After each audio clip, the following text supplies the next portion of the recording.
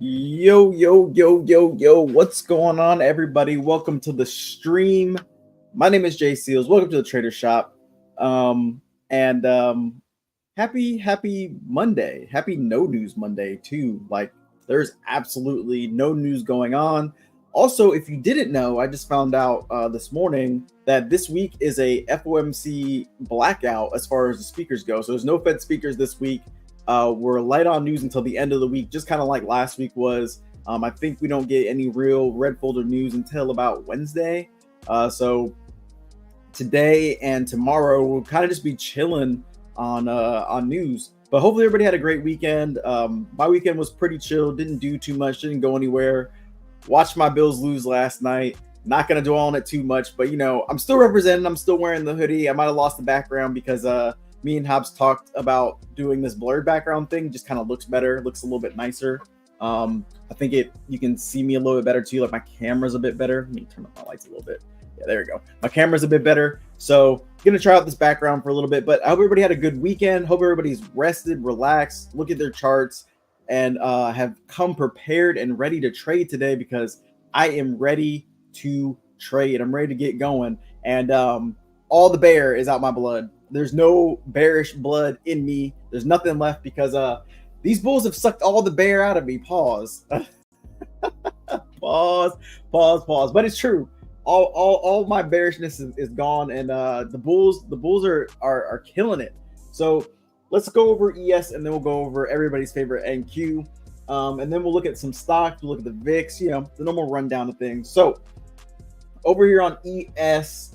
We made new all-time highs overnight. If you don't have the adjustment on, we got as high as 48, 90, 50 on the charts. Now, we are pulling back currently, and what I'm looking for to be a bull is I'm looking for pullbacks to hold. So the first pullback area is this little 2-hour rally-based rally that I've got. Not the cleanest, not the greatest, but it's okay. It's at 487425. I'm looking for that level to hold. If we can find buyers, that I am looking to long the market there. The next level that I'm looking to long the market is actually in between SPY's all-time high, which is 484575 on the ES chart, and the B adjustment all-time high when it's off. In between this area, I'm looking to long the market as well. If we look what happened on Friday, we kind of rejected this level once, and then we broke above it. And if we go to a higher time or a lower time frame, 15 minutes, you can see we got above that level. We retested it. Then we got above all-time highs on SPY, retested it, and it held. Right, and then I have this kind of last retest level at 48.6025 that potentially I'd be looking to long the market there as well. So the only way I'm going to get bearish today is if we create new supply. It's the only way. We have to create a new supply zone on like a 15-minute, 30-minute, some type of higher time frame. I need to see a zone get created and then a retest. It's the only way I can get bearish on the day. There's no real other way I'm looking to be a bear. Just because being a bear at all-time highs is a really bad idea because bears are fueling the rally, right? People see selling and they start to try to sell the market. The selling stops, it reverses, they get stopped out of their position because they're at all-time highs. They put their stop probably at the all-time high, right, where they think they're protected. And then their stop gets ran, and then what happens next is they have to become buyers by buying their position back, right? And that's only going to fuel the rally higher. So I'm not trying to time the top. That's where you get burnt. I'm only trying to long on pullbacks on ES. Same thing on NQ. So on NQ, I do have this 4-hour supply. It is currently working, but that's with B adjustment off, right? You could look to be a bear here, but I'd much rather see the market sell off and then come back and put it in some type of lower high here, right? Before I'm trying to be a bear. But as far as the bullish case goes, I'm trying to long any pullbacks. 45-minute demand first at 17,488. And then we've got a 4-hour. I have a double 4-hour zone right here where this rally kind of started at 17,235 and 17,169.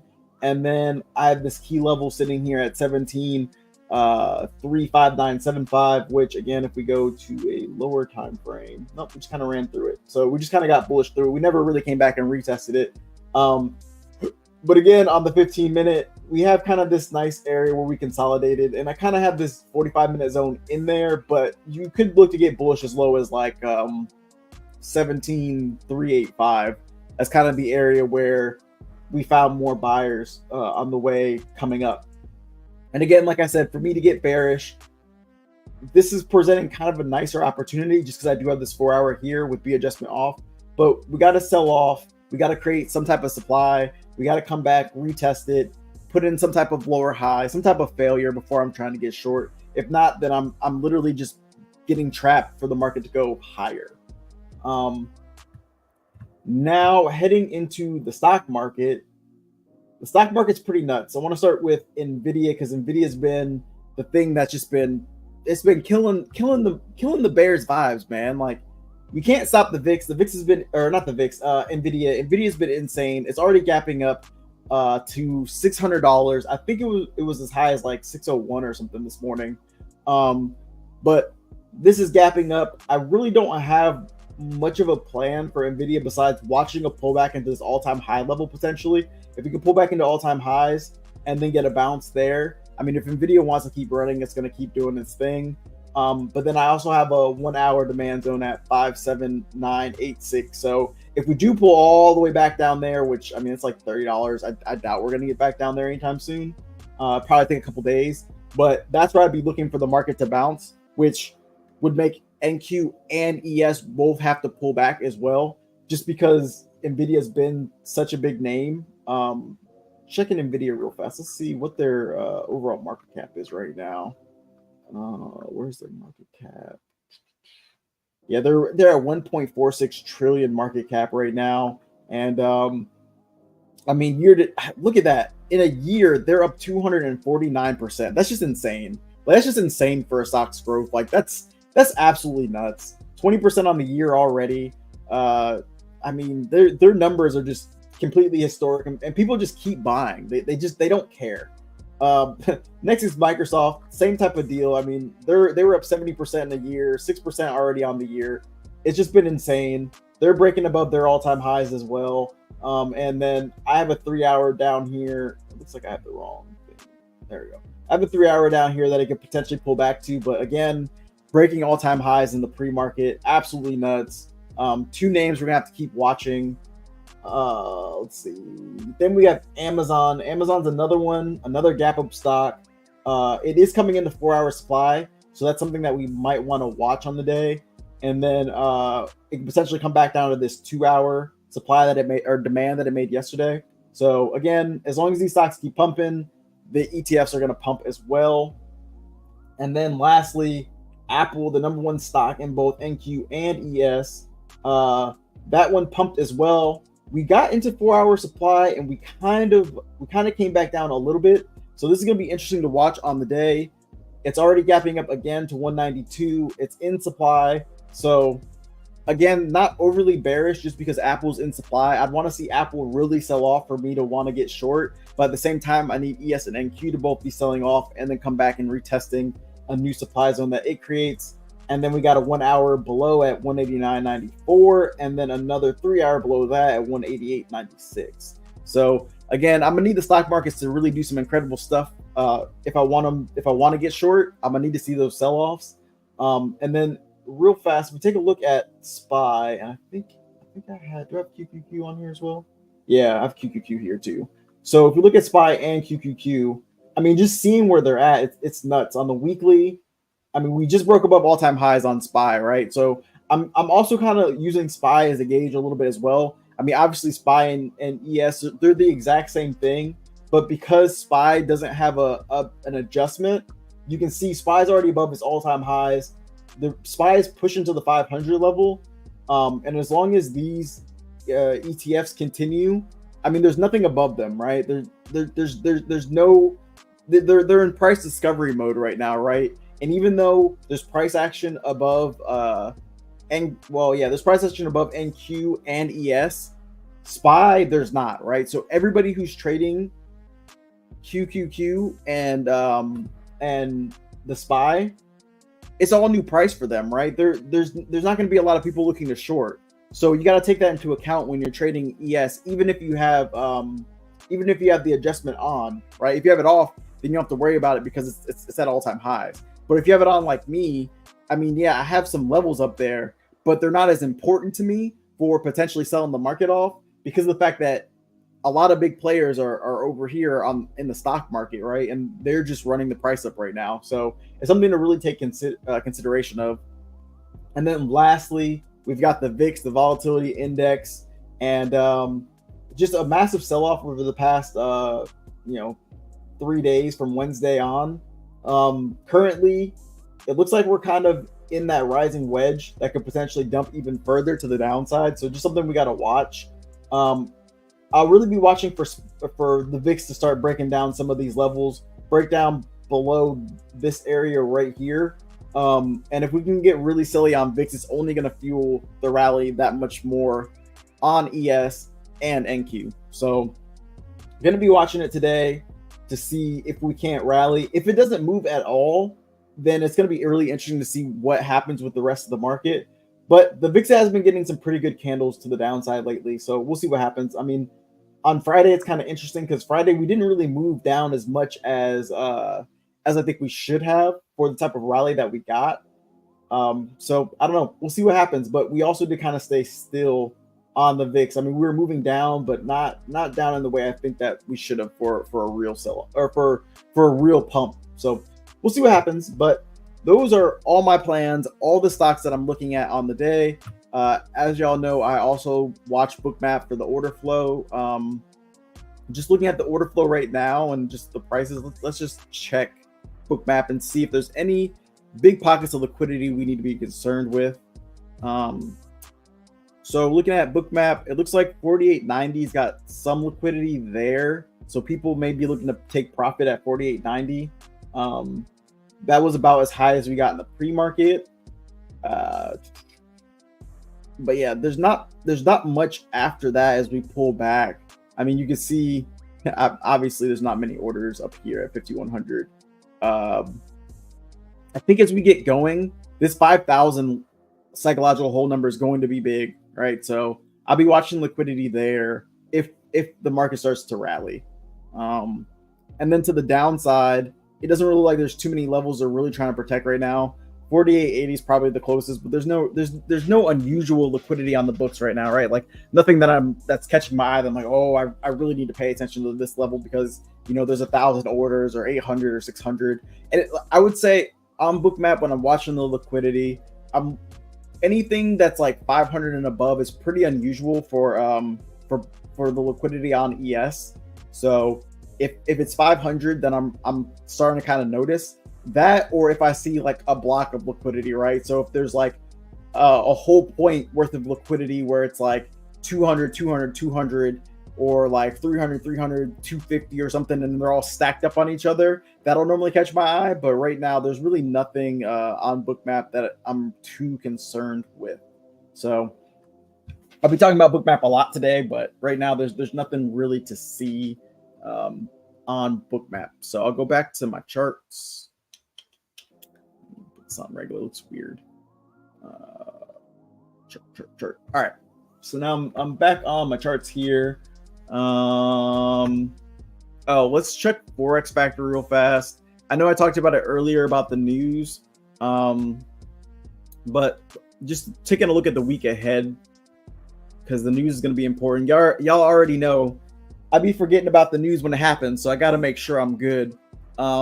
So like I said, today there's nothing. There's like literally zero U.S. news on the day. There's nothing in the U.S. category. So nothing that we have to worry about today.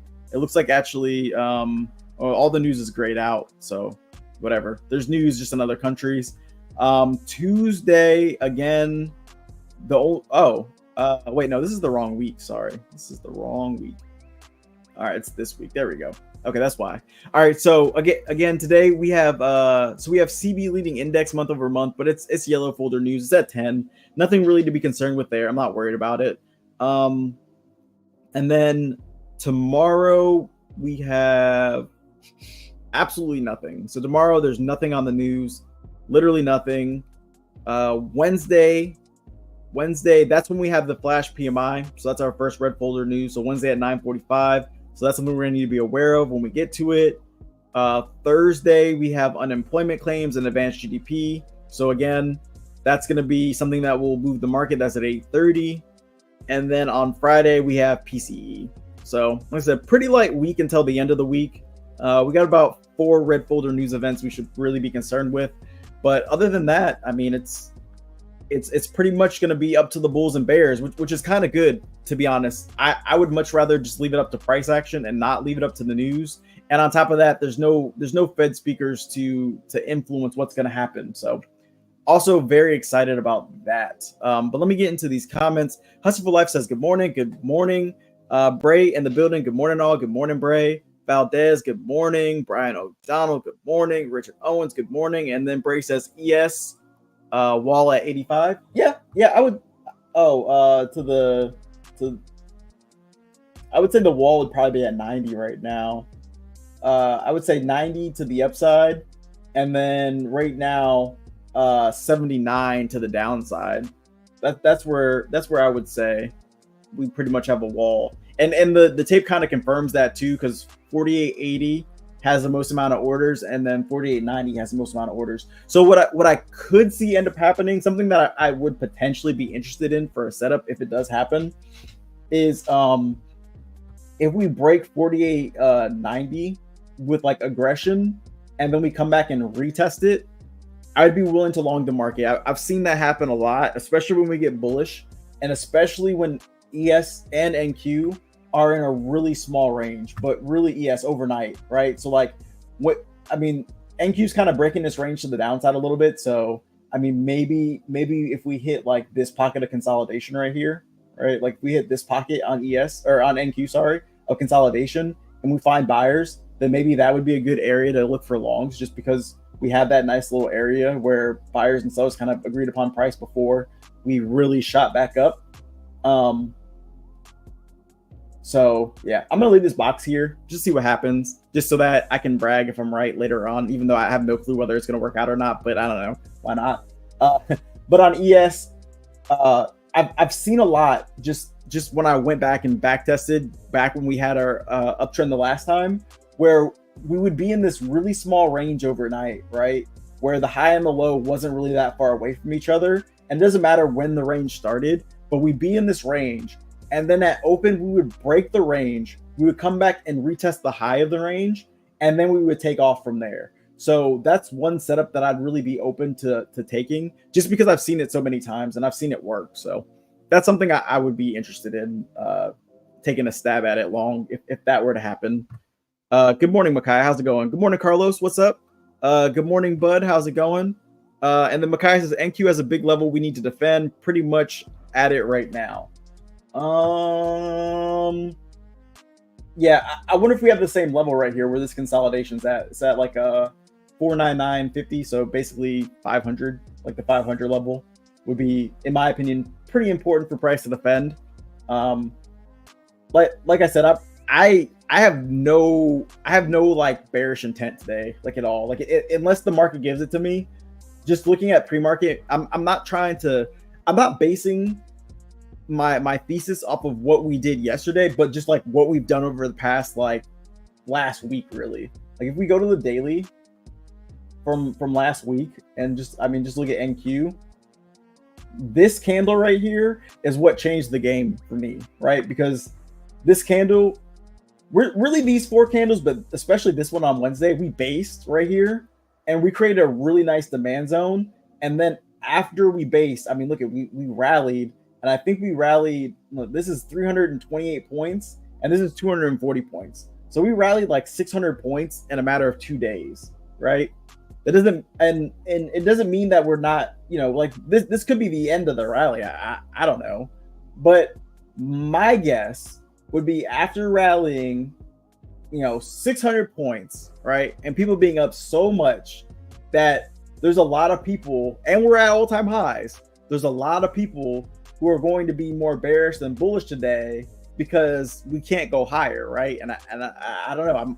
I'm just under the assumption that we can, and I know going with the trend, blah blah blah blah blah, right? But for me to pick up this trend, for me to ride the trend, I need a pullback, right? I think we're getting it now, but that's what I need to happen.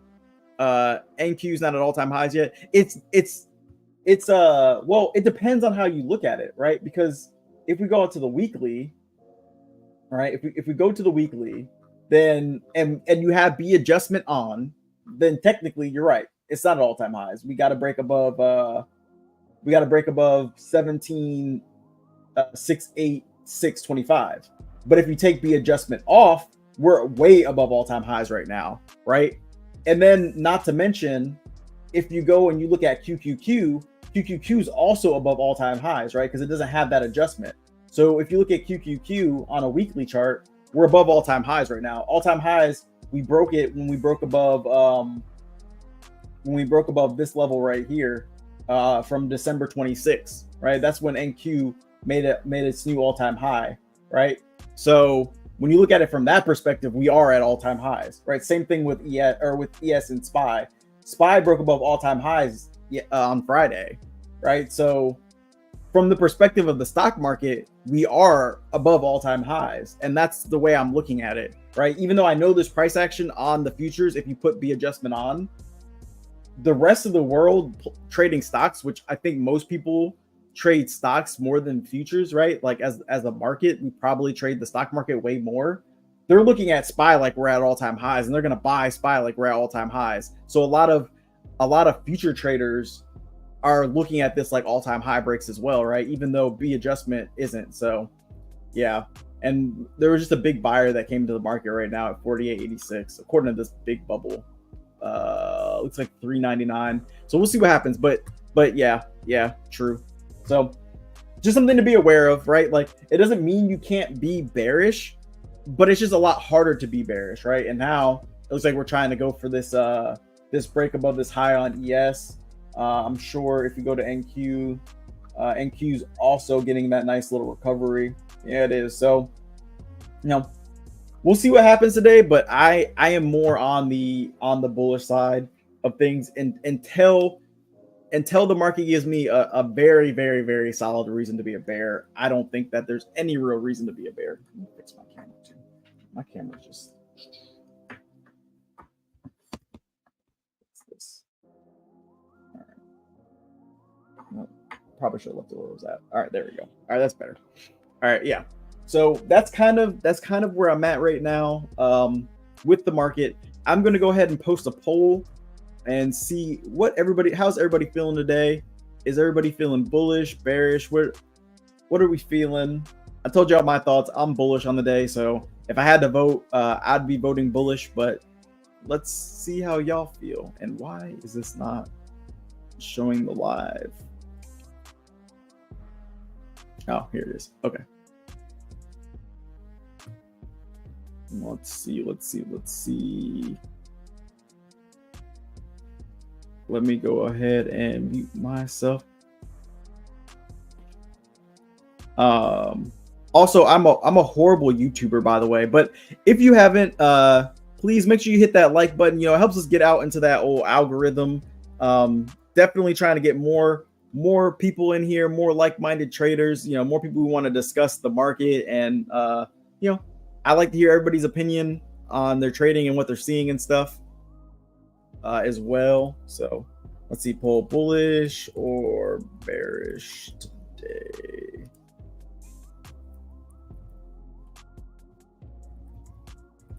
Bullish or bearish. All right, cool. All right, poll has started. Make sure you check the poll. Make sure you vote. Exercise that right, because you only get it once a day on the Trader Shop, so use it. Makai says we need a pullback so badly, but I've been saying that since December. I don't know. Yeah, I don't think the market cares anymore about a pullback, honestly. I think the pullbacks are just to go higher at this point. Like just looking at the weekly. What am I on? NQ right now? Looking at the weekly, we did get a pullback. Our pullback was right here. This was our pullback. We got our pullback, and now we're running.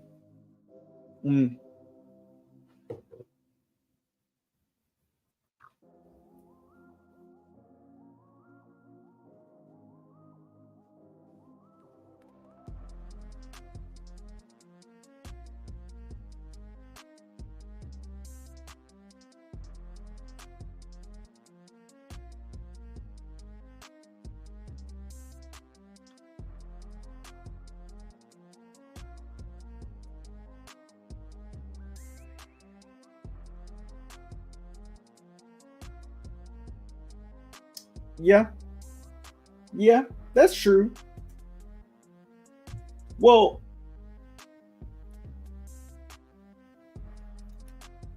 yeah, well, I think that's what my point was, is that the market did pull back. Like, and Makai is saying that that wasn't a large enough pullback in my opinion, but it'll do what it'll do. And yeah, I mean that I agree. Like, for me to be active in this current market, I need the market to pull back too. But I just need it to pull back to my level. Like, I I don't need the market really to like, I don't know. I think what you're looking for is like an actual sell off, but like we're bullish, right? Like this market is bullish, and like we got a pullback, right? Like it might not have been the pullback that you wanted, but it's the pullback that we got, right? Like that is what it is. So at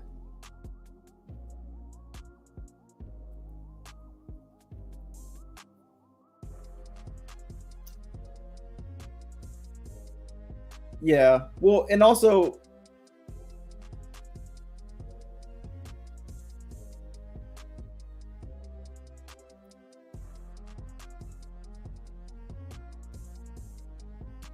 yeah, yeah,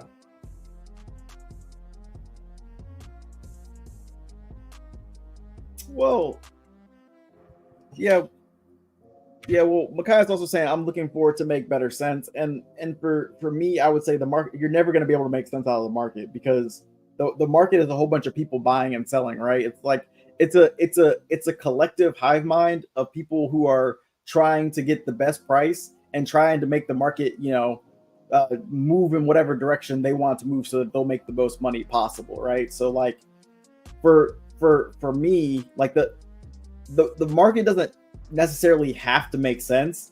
I just need to be able to read it at the present moment and be able to predict what the market is going to do next, right?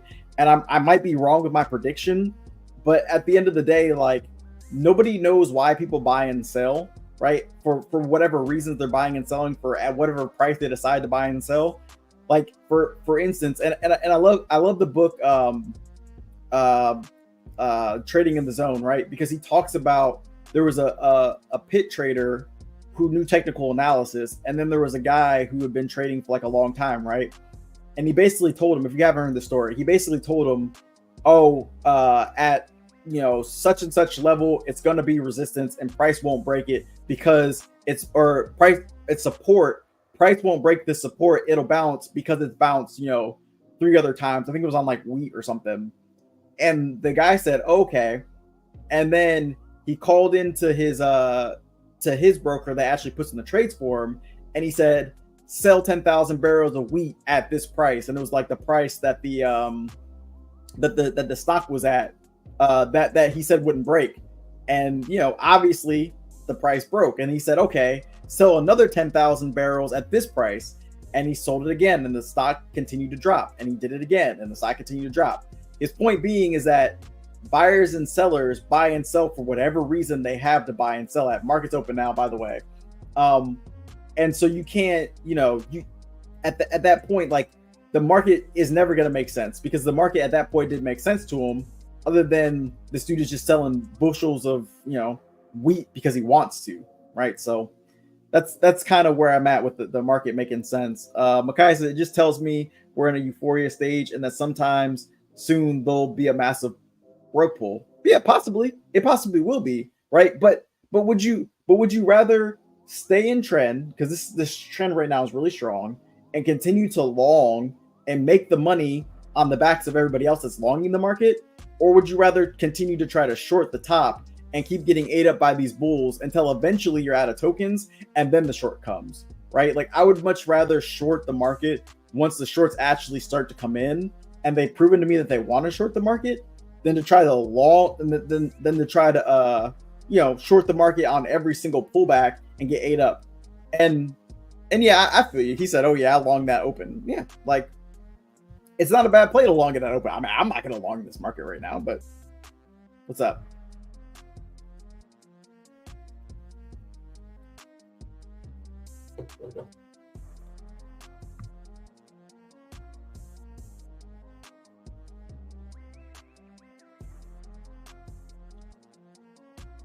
Yep, yep.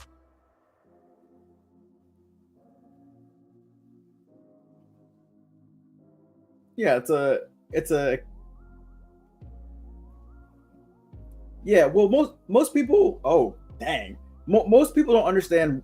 Most people don't truly understand how the market moves. Like they say there's a buyer and a seller, and for every seller there's a buyer, and then they say when the market is moving up, there's more buyers than sellers. That's actually not true. There's the same amount of buying and selling. The difference is that there's more aggressive buying, right? Meaning there's more people that are market ordering in than there are people passively getting into the market, right? So the market moves up, it just means that there's more aggressive people market ordering into the market. And then what's fueling the market even higher at all-time highs is that new sellers are stopping out of their positions, right? Because as soon as we break this level right here, right, which we just broke it, right?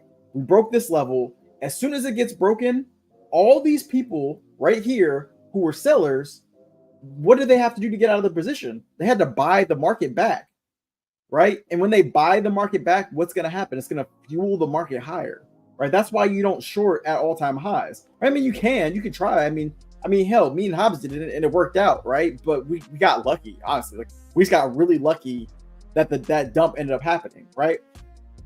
But right now, the market is currently looking very strong to the upside, right? Like we had some consolidation down here before the market opened, and now the market is coming back up, right? So now I see two things. One, I see on the tape that there's 614 orders sitting at 48.97, right? So I don't want to long this breakout, but what I do want to do is I want to allow buyers to continue to buy this up. Then I want sellers to come in and I want people to take profit. I want people to look like the market's going to dump and I'm going to buy. That's it. That's all I'm going to do. So at this point, I'll just wait. Makai says, I think we need a catalyst for a rug. It needs to be bad, whatever it is. Yeah, maybe. I don't know.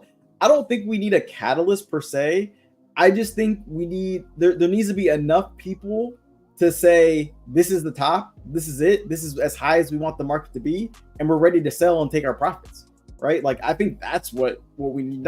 It doesn't have, like, a sell-off doesn't have to come from something like bad, right? Like, it doesn't have to be a war or something like that. And when you really think about it, the market only has one direction, and that's up. Like, when you really think about it, the market only moves up, right? It moves down, right? Like, it goes down. I'm not arguing that point.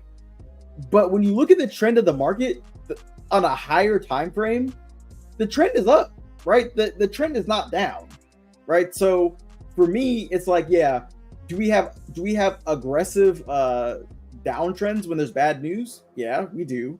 But at some point, the institutions will say, that was high enough. This is the price that we want to be at. We are no longer willing to buy any higher than this. We're going to start unloading our position at strategic spots, and then we are going to reaccumulate at a lower price, right? I think that's the catalyst that's going to happen, right? But nobody knows when that's going to be. Nobody knows when Charles Schwab and Wells Fargo and all the other banks are going to be like, okay, we're finally at the level where we're done buying and we're ready to sell this thing. Nobody knows. I don't know. All I know is right now the market is bullish, and for me to get active in the market, I need a pullback. And so far today, I haven't got that pullback yet. I mean, it's just the first 5 minutes of the market, so I'm not tripping. And matter of fact, let me set myself up here because I need to turn some indicators back on and stuff. But yeah, I don't know when that's gonna be, but whenever that time is, whenever they decide that, you know, they're done with buying the market, I'll be here for it. You know, I'll be here for the reversal, and they'll reverse the market, and then I'll wait for the pullback, and I'll get in the pullback. Right? That's all I really can do. So that's kind of where I'm at right now. I'm waiting to see. We had really strong buying at open, so I'm kind of just waiting to see on this pullback, see if we hold. Try to take the market long, but I don't really have too much else other than that. You know,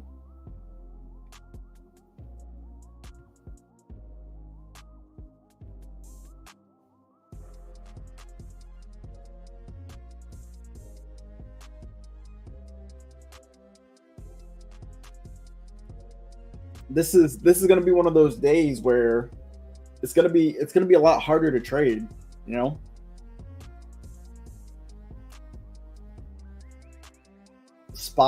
both Spy and QQQ are both at new prices. So, just being patient and just waiting to see what happens.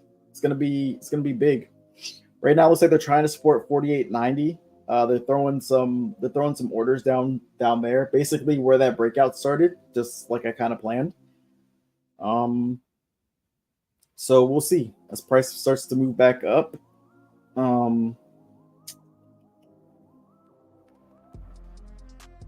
gonna try a long here. I want to see if I can't get active early. So I'm gonna try an early long. I like the pullback. I like how we held right there.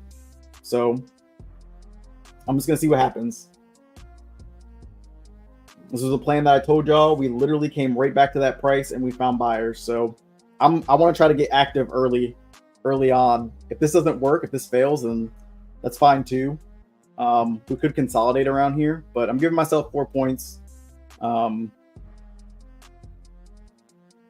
think we want to go up and break that liquidity there. So we'll see what happens.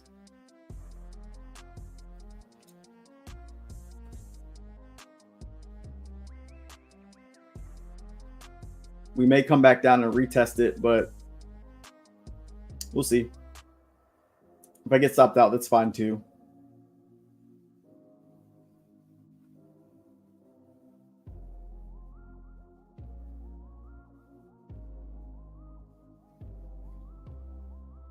But I'm gonna try an early entry long. But I may cut it early if 48.91 ends up breaking.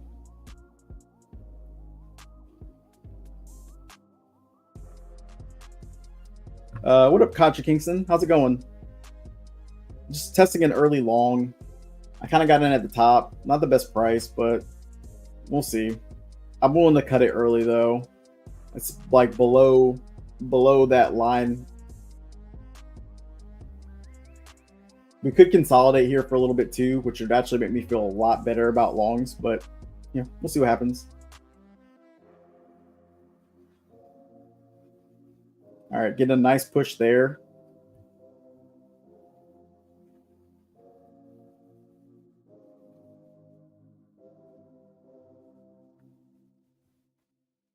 Very, very nice push. Okay.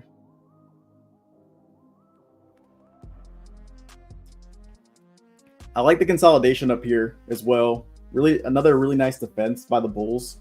So see if we can push up. Really, I don't really have like a price target in mind per se, because it's gonna be all new prices. They're also loaded 600 orders at 48.97. So I'm kind of just speculating that we're gonna break that and continue on. Could be profit taking, but I think my take profit's like 10 points up. So gonna see what happens. I'll probably take 2 contracts off at 10 points, or probably 12. I'll probably go for a 12 pointer if I can get up there. I'll take 2 contracts off at 12 points, and then I'll look to hold the runner for just as long as I can. I think this market wants to continue going up. Let's check on the stocks real fast. Oh yeah, Apple. Oh my God, Apple has lost its freaking mind. Yeah, Apple's lost its mind right now. Oh no, you could have told me. Apple's lost its mind, but Nvidia isn't really moving right now, and neither is wait, what's going on with Microsoft? Oh, Microsoft actually gapped down a little bit too, but like I said, Apple's going bananas. So we'll see what happens. We'll see. I don't know. I like my position. Amazon's not really moving, so that's kind of unfortunate. But yeah, we'll see.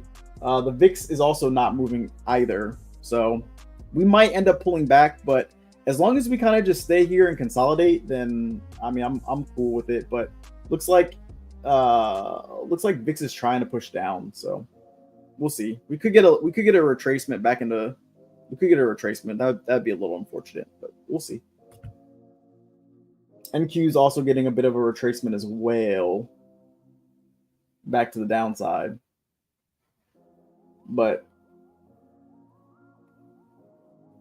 and looks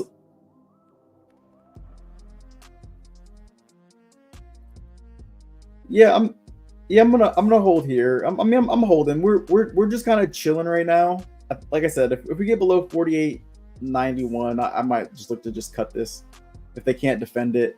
And that's only like a 2-point loss for me. It's not that big of a deal. Start out with just a really small loss in the morning. But right now they're trying to sell. It's getting a little aggressive. See if this holds. This holding would be fire. Apple's pulling back. Everything's kind of pulling back at the moment. I'm looking to see if this can hold.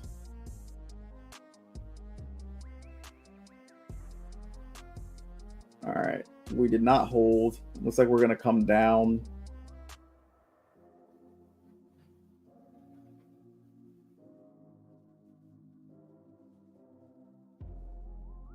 That was a yeah, we're still trying to defend. We feel that liquidity. Buyers are trying to come back up. See, but they're struggling though. Yeah, I don't think I'm gonna be able to withstand this pullback though, unfortunately.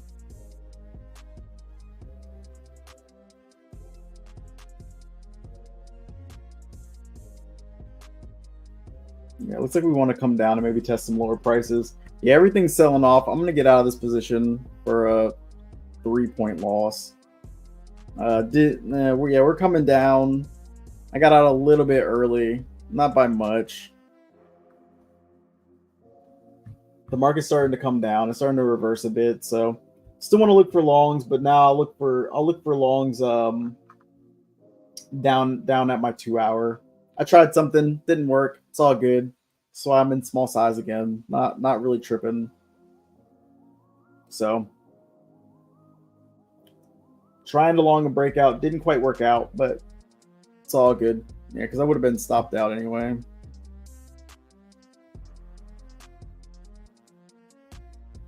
All right, so it's time to be patient again. Time to wait.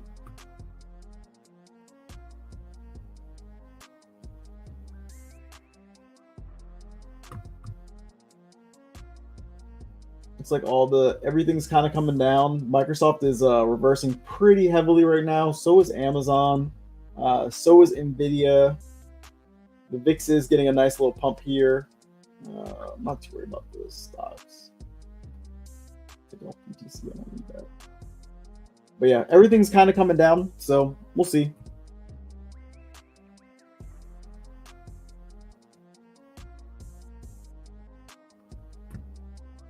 See if it kind of pulls into an area of a good area to try to long the market. But yeah, like I said, right now everything's kind of coming down. So it's just 15, 5. So I tried to long it on this pullback right here. We did hold for a second, but just not enough. It's all good. It's all good. I've been on quite the losing streak lately. I mean, I've won on trades, but as far as days of being green, I've been definitely struggling a bit, but it's all good. It's part of the process, part of the journey. It happens. We're actually looking a lot better to the upside down here, to be honest with y'all.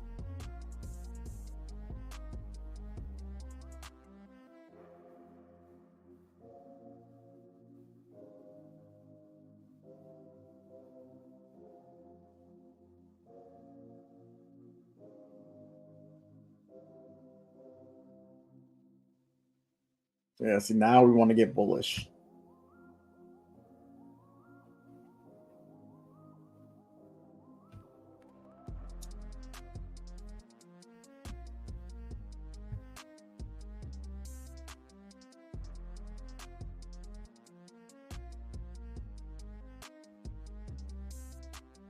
Yeah. Now we want to get bullish. I was just a little too early, and I couldn't withstand the pullback. That's super unfortunate for me.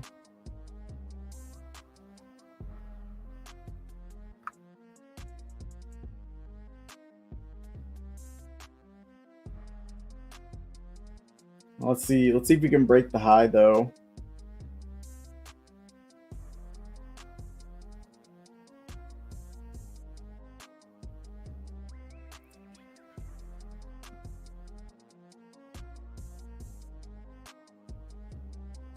Yeah, I think the market's definitely going to go test that level.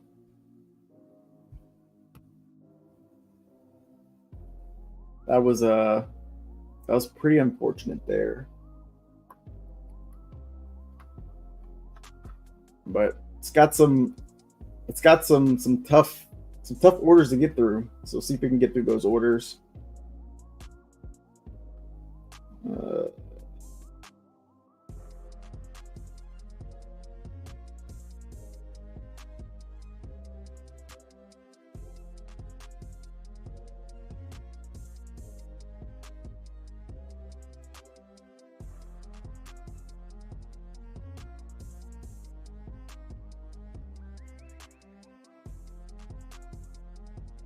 Wow. Yeah, buyers are really trying to push this thing.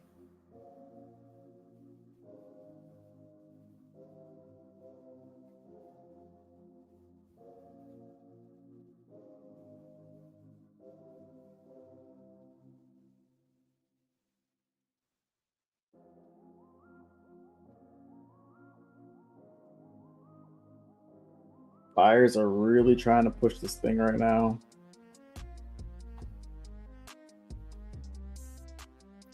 There's a lot of buying going on at these highs as well.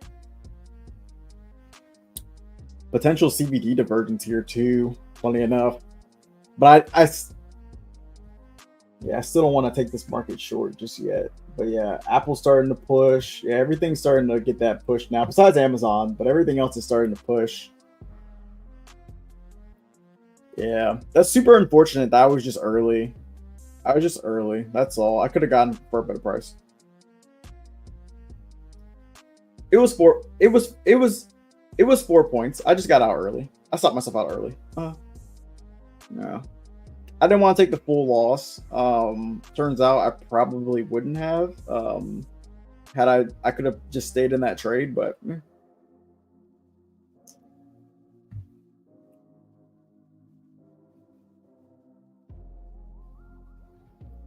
yeah. Yeah, no. Yeah. No. No, it was the same. It was the same as it always is. Yeah, it just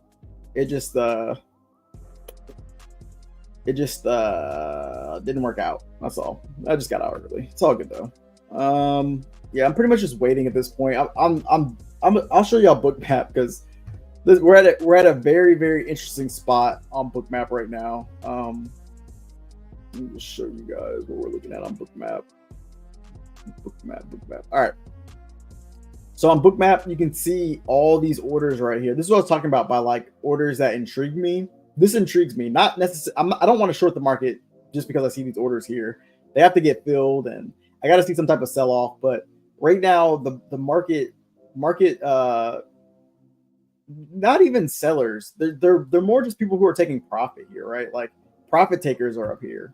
So the question is, with all this profit taking going on in this area, what is going to happen? And that's the answer that I'm looking for. So we'll get that answer either by the way of the market selling off, or we'll get that answer by the market just breaking through all of this and continuing on the rally.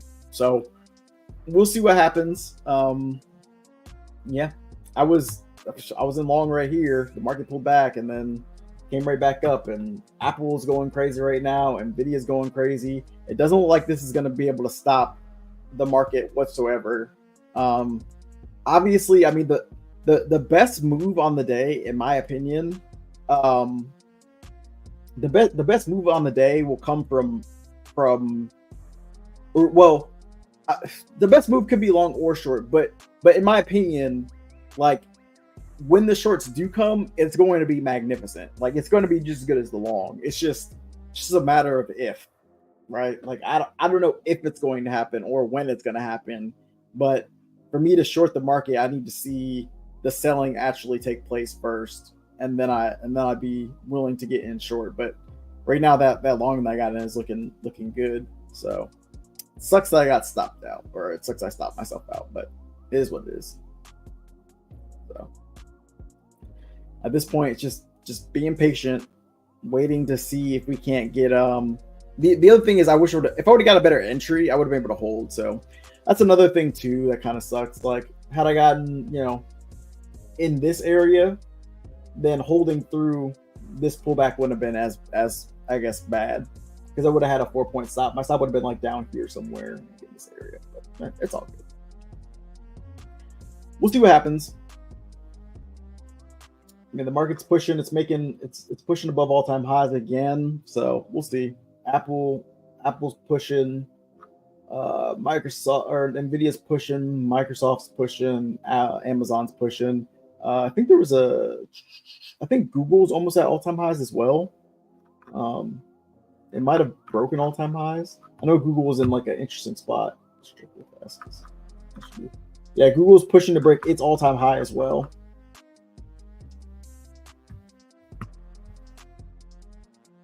Let me go back to Microsoft. Yeah, we're coming for that 97 area. So see what happens.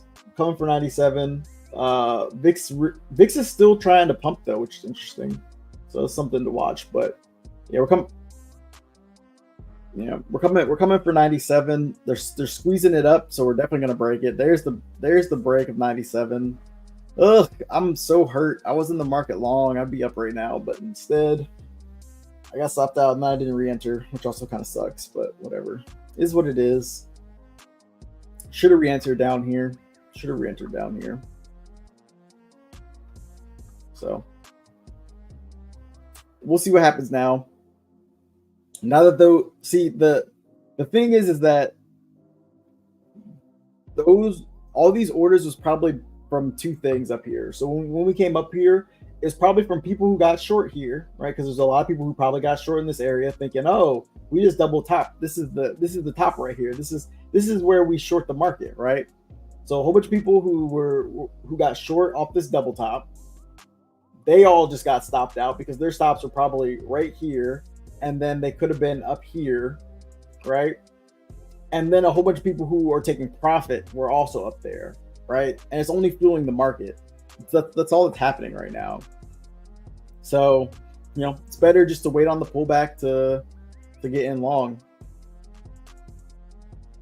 There's really no reason to try to short. As a matter of fact, let's check on this poll real fast. See where we're at on this poll. 89% of y'all are bullish with 9 votes, and 11. Oh nope, now 20% are bullish and 80. We're 80-20 right now. Make sure y'all vote in this poll, but I'm pretty sure y'all are all probably like going to say bullish at this point because of the market, but it's all good. There's definitely no reason to fight this bullish trend. No reason whatsoever. 48,900 looks to be the next area they're trying to defend this market. They got a lot of liquidity. They got about they got a nice stack of liquidity up here, but they also got a nice stack of liquidity below them. So, we'll see what happens. But I personally don't think there's any reason to try to short the market. Like I just don't see the point in trying to short this.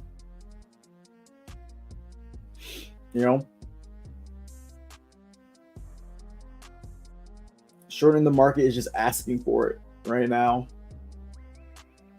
If you shorted the market here, you got stopped.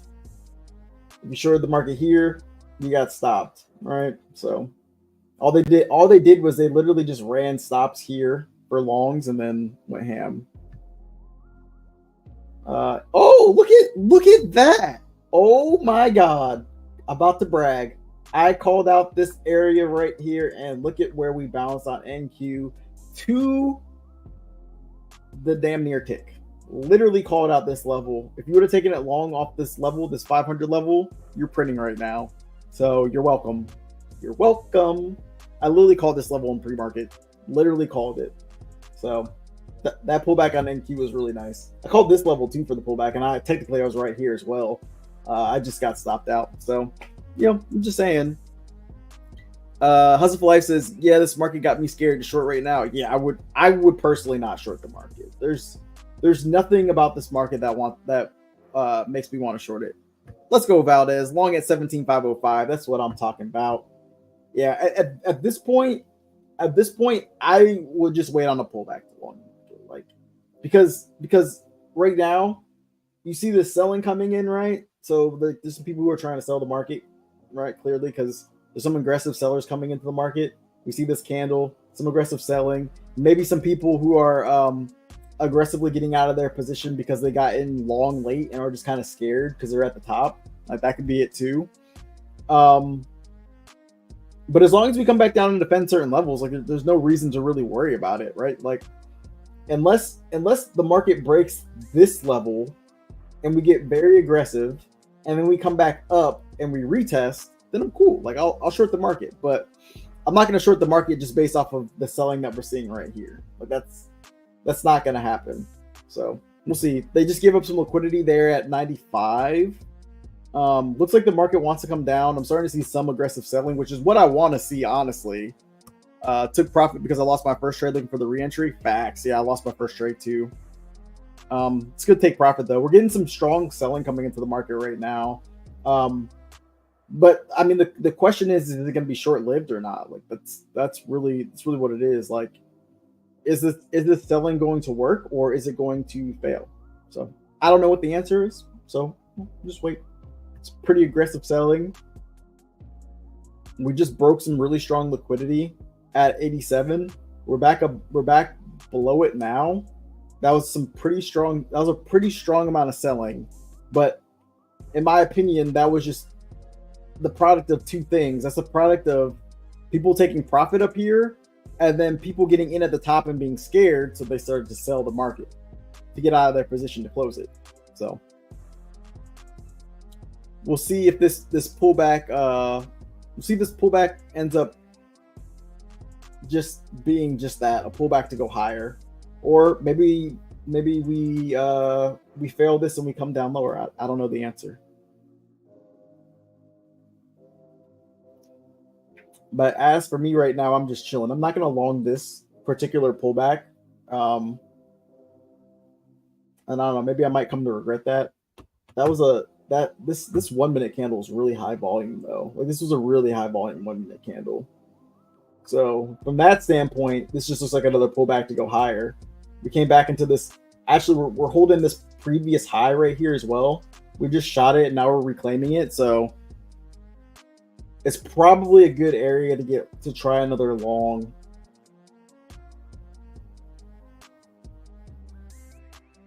Looks like another basing candle on the 5. Looks like we're about to rally again. Yeah, this is like another rally-based rally. But we'll see. You want a little lower? Yeah, I mean, this is pretty low on ES. Even on NQ, and NQ has yet to break the high yet. So ES is clearly the stronger name. I think that could be because of Apple, because Apple's ripping right now and Nvidia's not. Yeah, this thing still wants to go. Apple's still ripping. There's no reason to be concerned.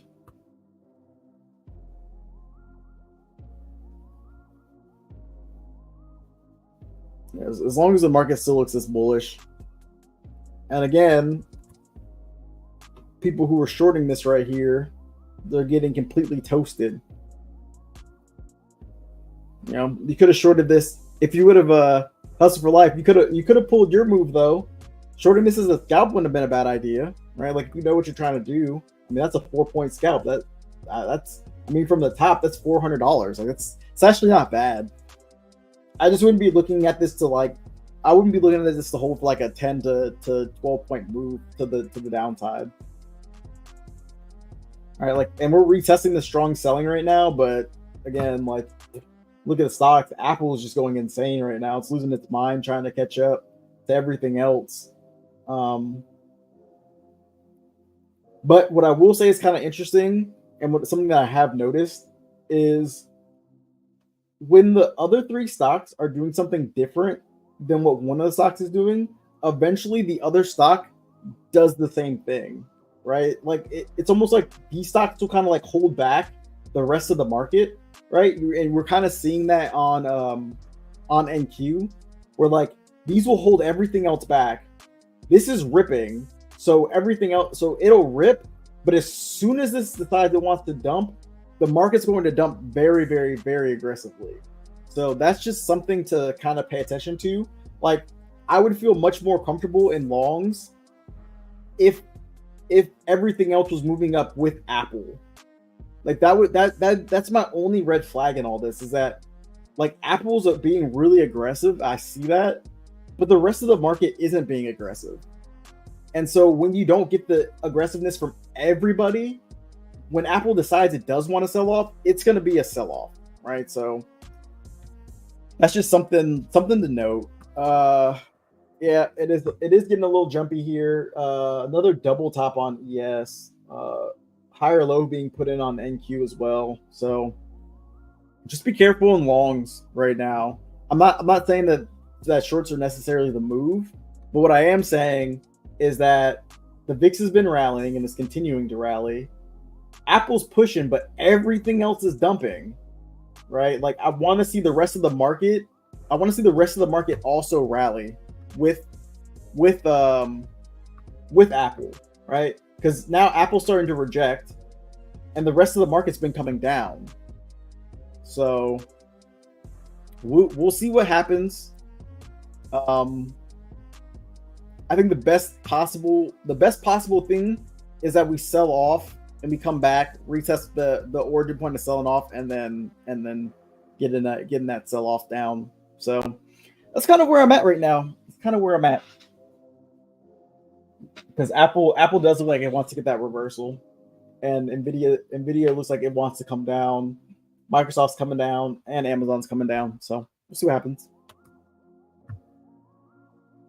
And today, NASDAQ has been the clearly weaker name, which is also interesting because NASDAQ has been the leading indicator of the market. So the fact that NQ is lagging ES is also not a good sign for the market. So just a lot of pieces putting together right now. Oops. I already took a first little loss. Oh, there it is. Yep, you can see. That's another nice little breakdown. So if you shorted that top right there off of that sweeper, I mean, that was a good short. Again, I wasn't really interested in taking it, but now that we see the selling coming into the market and it's strong, aggressive selling, any pullback I want to see hold, and I can take the market short. So that's where I'm at. We got a really big seller, a really big sell position at 48.90 being filled. That's also pretty interesting. That's where we bounced originally. Buyer just got filled, but we'll see if that was a seller. Inevitably, very tricky day today. Very tricky price action. If you got in long at the bottom, though, that would have netted you about 10 points.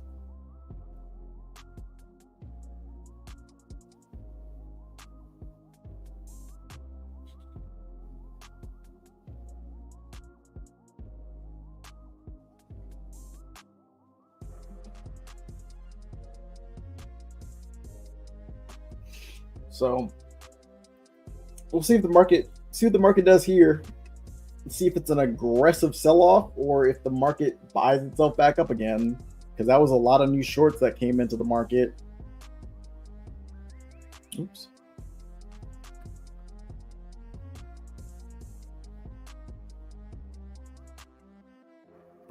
All right, I'm gonna try a long here. We just held the same low. I'm gonna try a long here. See if we can't get jumpy. Again, aggressive selling right there, being met by more buying. We just held the same low we held before. There's some strong buying. There's a really nice CVD divergence. There's a stupid nice CVD divergence down here as well. So gonna try a long, see if we can't break above. I think a lot of shorts may have gotten trapped down there just because of the amount of selling that we got. So we'll see. We're getting jumpy back to the upside. I like it. I like it. I like it a lot.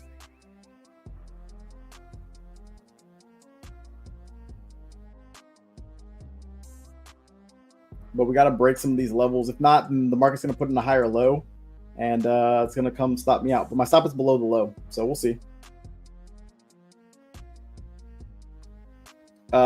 Thinks shorts are it today. I don't know. They might be.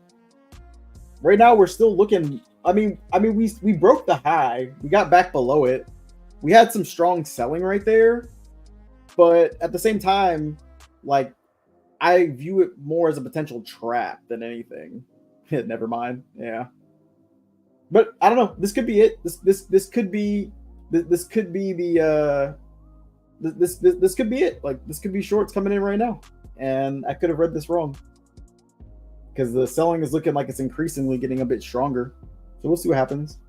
But Apple's still pushing up, and then we got Apple is still pushing. We have Nvidia trying to push. Amazon's not pushing, but Microsoft is trying to push. Microsoft is actually bouncing off of demand right now, so I kind of like that too. I think that was just a really strong pullback. So we'll see what happens. I'm basically back at my entry.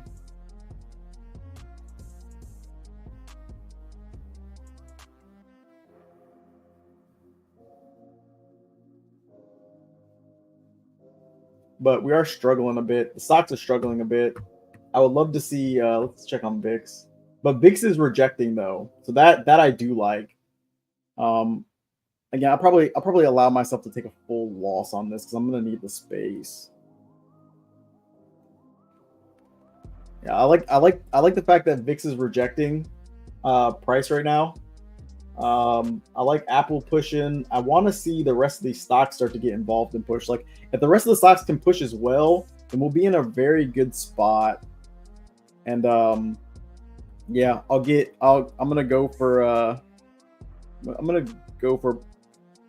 broke here and try to get a nice movement, because I think I can get it.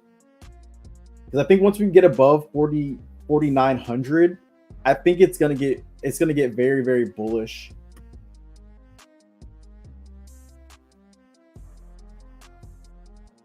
I think once we get above 4,900, we're gonna get bullish, very, very bullish.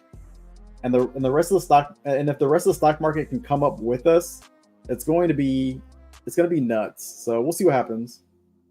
We just held VWAP and we're at the POC. So. That's on bookmap though, not on the chart. The chart, we kind of bounced off VWAP. We're still bouncing off my area too, so I like that as well. But currently, I'm only up about 2 points. So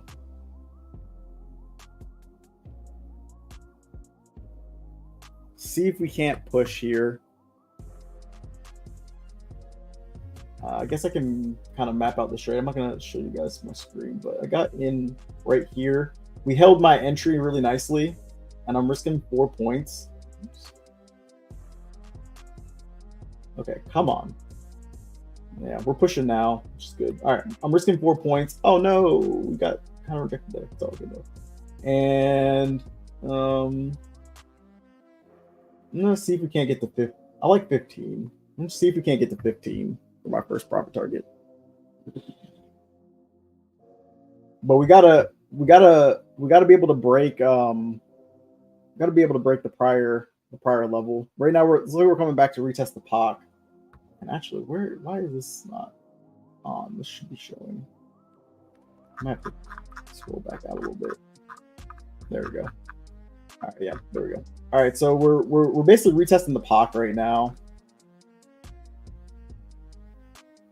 That's where we're at for the retest. And you know, incidentally, this kind of looks like a head and shoulders right now. Unfortunately for me, on the 5 minute anyway.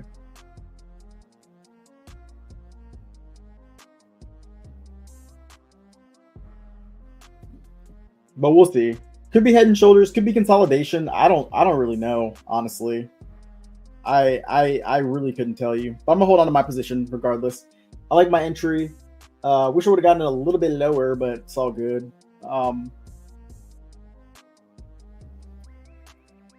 But yeah, we'll see if buying can continue. Let's check on these stocks, see what stocks are doing.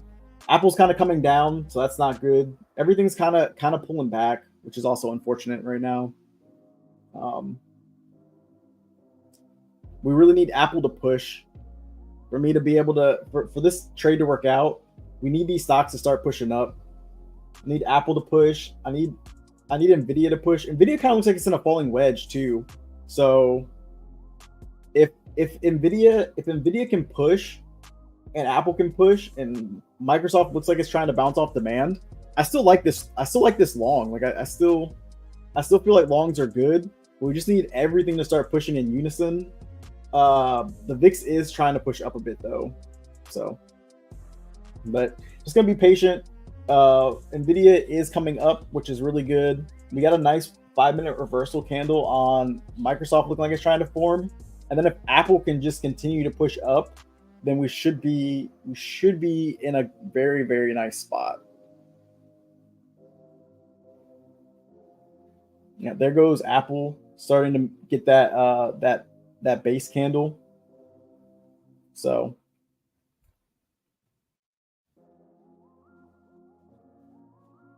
there goes Microsoft ripping. There goes Amazon ripping. Everything is starting to rip now. Trying along, yeah. I like longs. The stock market is starting to rip here. All their candles are starting to go green. So hopefully that should push ES and NQ up as well. I'm not even looking at my Trade-Evate screen right now. I don't even care what's happening, to be 100% honest with you.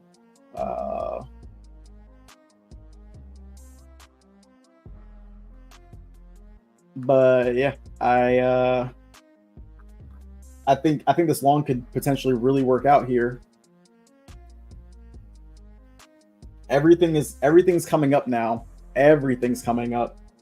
And this is what I wanted to see. I want to see everything come up at the same time. That was going to make me feel so much better, right? And if Nvidia can break out of this, kind of same thing with the entire stock market, really, when you really look at it, like if they can just all kind of break out of these little wedges that they put themselves in, besides Apple, I don't know so much about. Yeah, even Amazon. Like if it can break out of this, we've kind of consolidating at the low. Yeah, this long is pretty high quality in my opinion. Pretty high quality. Nvidia's bouncing off of a previous all-time high, finding buyers. Amazon consolidated. Microsoft kind of failing right now, but it got a nice little push right there. So if everything can continue to just push up in the stock market, all three of these names have a lot of room to go up because they all pulled back. And if that's the case, then this long should print pretty nicely for us, ladies and gents. Really nice pullback, really nice double bottom back into this level that I called out earlier on NQ. Go to the double shot here. 1 minute over here. Yeah, really nice pullback into this level. Just got to break above this level right here. We're just kind of dancing around.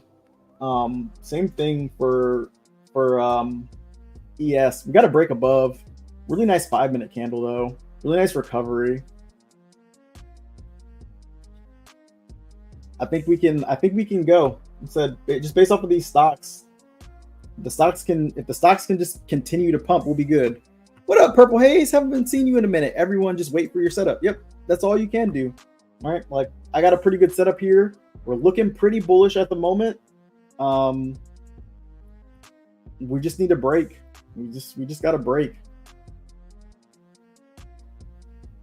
We got to break above this 9.6 level.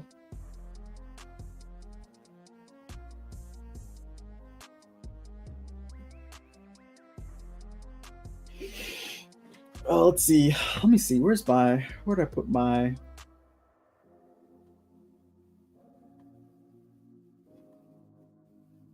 Is there what's the liquidity looking like? Oh yeah, 920. 920 is the level, everybody. 920 is the level. I'm gonna try to hold this to 920. That's the level. We don't want to see that rejection there though. That's not what we want to see at 97. We want to see this break. But obviously, there's going to be a lot of people trying to take profit. There was a pretty big sweeper right there. So definitely don't want to see this stop. But Apple's continuing to push, and so is Nvidia, sort of, kind of. But here comes a pullback. Hopefully, we can withstand and hold through this. I haven't moved my stop or anything. I'm only up like 2 points, so there's really no reason to move it. But yeah, the rest of the market again is kind of pulling back, but Apple's still holding strong. So hopefully Apple can continue to do its thing, and hopefully the rest of the market can continue to kind of push up with it. Oh, it's just like a very interesting situation for the stock market in general. But yeah, the market's finding it very hard to break above this 9.7 level. But Apple's still pumping. I just want the rest of the stocks. Microsoft. So we got a little bit of that sell-off because of Microsoft right there. Microsoft kind of came back down, but Nvidia still holding. Looks like another basing candle potentially. Let me get this off of here because I can't see what's going on with this. Where is where's the thing to delete it? Why can't I see it? No, there we go. All right, that's kind of basing, still going strong. Still no reason to sell yet. Just would like to see if Microsoft would just get on board. Microsoft just needs to hop on the train of pumping. Microsoft is the only thing that's really holding this market back right now. I need people to start buying Microsoft. They buy Microsoft, and Microsoft loses its mind, and we're good to go. But you know, Microsoft is kind of struggling right now.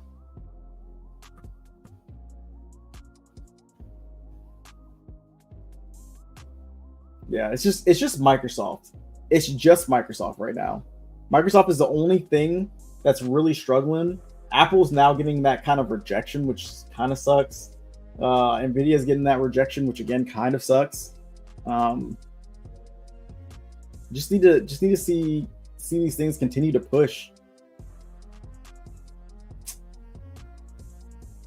But Microsoft is starting to sell now. Yeah, I really think it's just Microsoft holding us up. I'm not going to dwell on it too much.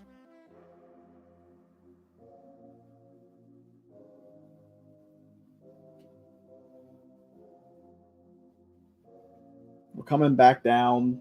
It's all Microsoft's fault. But, you know, we can change in an instant.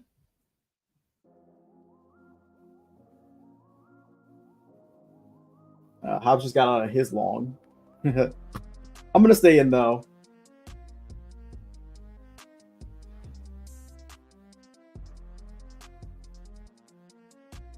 What's up?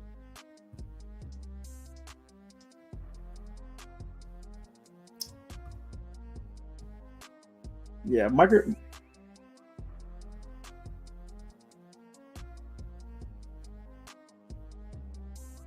Yeah. Yeah, I'm still in long. I'm still holding. Microsoft is in demand, so yeah, Microsoft is in demand right now, which is something I do like, but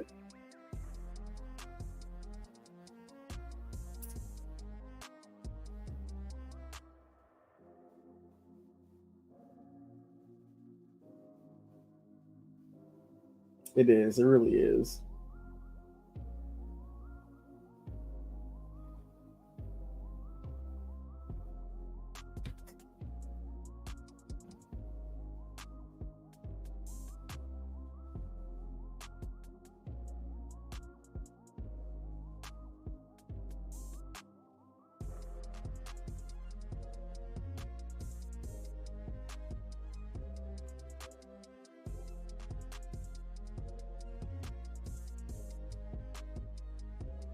Yeah.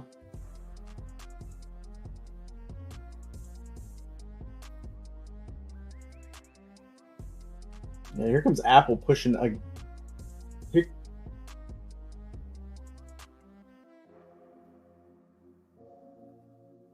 Yeah, Apple's pushing again. Microsoft is pushing again. Yeah, I'm gonna hold. I'm gonna stay convicted on this only because of the fact that like there are red flags, but there's also like there's a slight sign of life here, and I'm just willing to bet on this sign of life. Although the sign of life might come back to kill me here. We'll see what happens. Yeah. There's green and red flags. I'm out. I feel you about this. I feel you.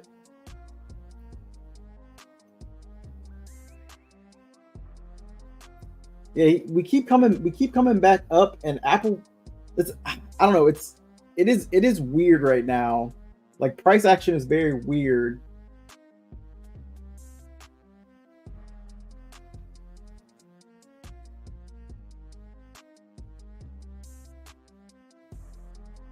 That's what I've been saying this whole time. Is like if the rest of the stocks don't get on if the rest of the stocks don't get on board with this move, that's where I was at too. Where like Apple's really propping the market up, and I would need to see the rest of these stocks start to get a movement to the upside, because if Apple fails, then the market fails. Right? But if we find buyers and Apple continues to push, then the market will push too. But this is just, I don't know. I'm in a very precarious situation right now. I don't know if this thing doesn't move in the next like minute or so, and we don't get a pump by the rest of these stocks, I'm probably going to look to cut my position as well, just because the rest of the stocks really aren't moving back up.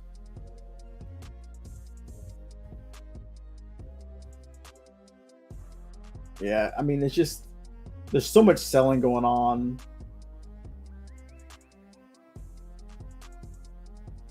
Well, and I think NQ's dropping because of the fact that the rest of these stocks are weighing it down much more than Apple. Like Apple's pretty much holding the SPY up right now. A ton of buying going on right there. It's just not being rewarded.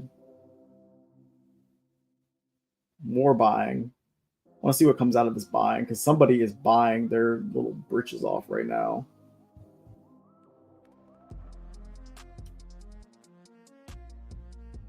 Somebody is really buying right now. I want to see if we pump out of this. Went short 93. Nice hustle for life. Nice, good job. Trailing close. I don't know. Somebody just bought a lot, and I want to see what he does after this, because somebody just loaded up into this position right here. I mean, there's just somebody.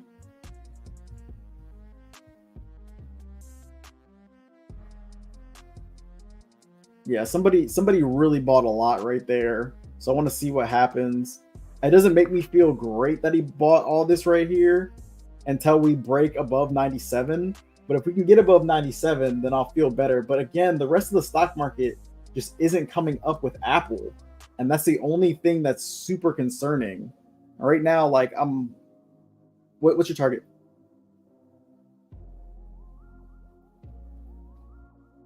We're not.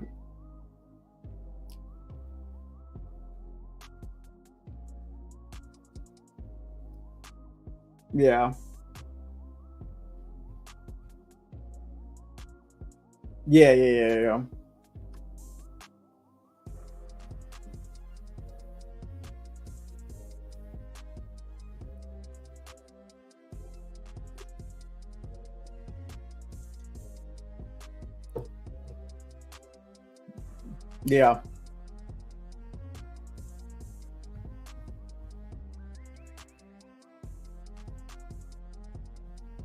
Yeah.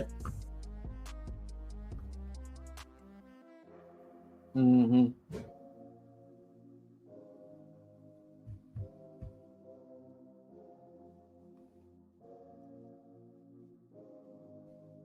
Yeah. My target's 49.19, just because there's a lot of there's a lot on the tape at 49.20. So if I can get to 49.19.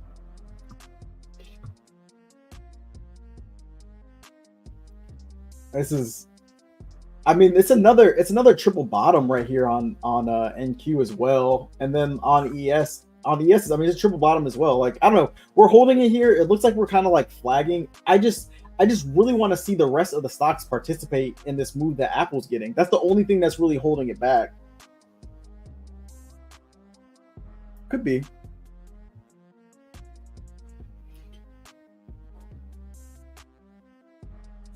Yeah, yeah,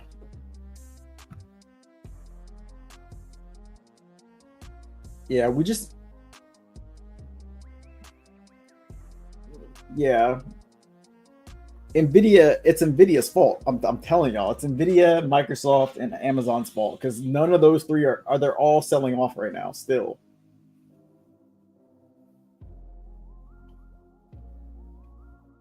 And like Hobbs was saying, my problem is the same as your problem. If Apple decides it wants to sell off, I'm like we're all cooked on this trade because the rest of the market is selling off.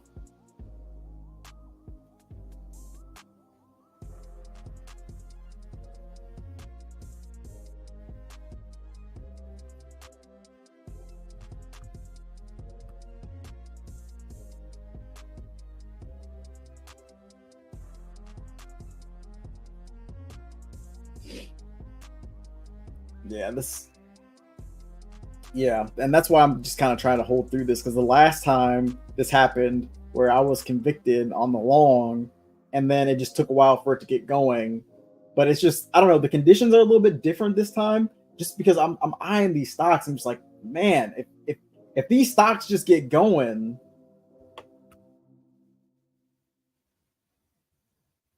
yeah,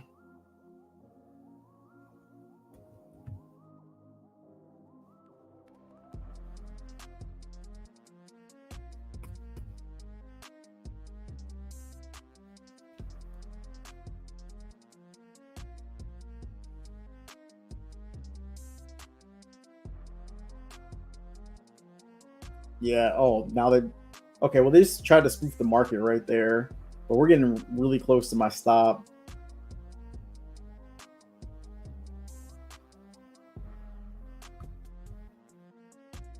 I mean, if I say, yeah. And every time it's just crazy because we look we look so aggressive. And again, we're looking aggressive here, but the stock market, other than Apple, does not want to push. And now Amazon just broke its low. So did Microsoft. I'm probably going to get stopped out of this trade for a full loss here, to be completely honest. But we'll see. It's so frustrating. It's so frustrating because the market, the feeling that I get from the market is that we want to go up and we want to test new prices, and I think that's just based off of Apple. And then, but the rest of the market is like, no, Amazon's coming down.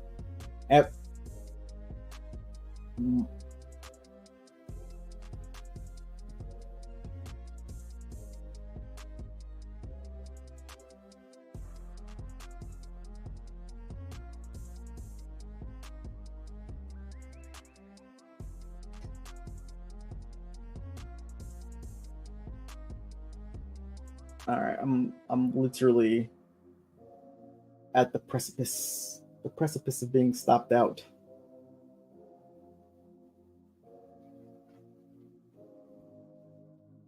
But Apple is still going. It's just like, damn it. Okay, there. Okay, I just got stopped out there. All right.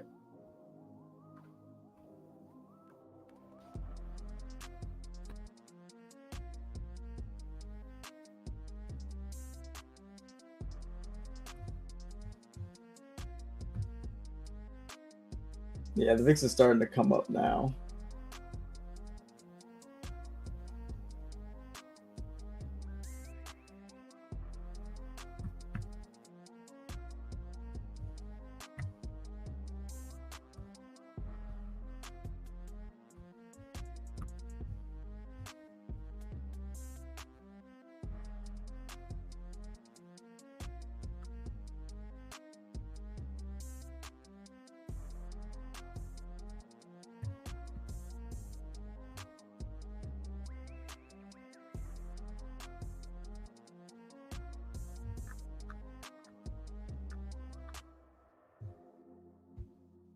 Yeah. Hustle for Life said he got kicked at 92. So you made what, like a point? So not bad. Mr. J Rambo in the building says scalp short 95 to 89, but VWAP being strong. Yeah, yeah. It. I mean, I was trying to long the market, and it didn't quite work out. But you know, I don't want to be a seller. We got some strong selling coming in now, but it's just.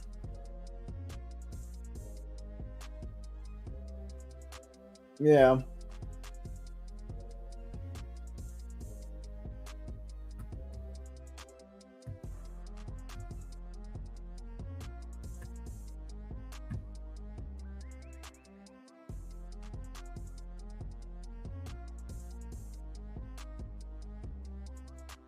Yeah, so now it looks like we're coming down. All the stocks have just been selling off besides Apple.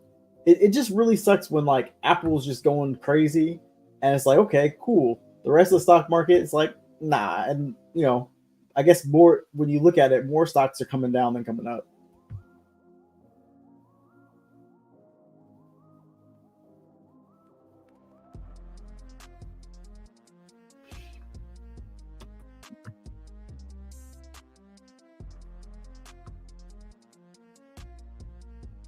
Yeah.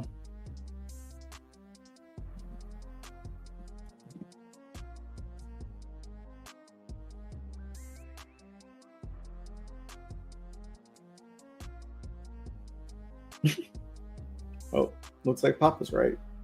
All right, well.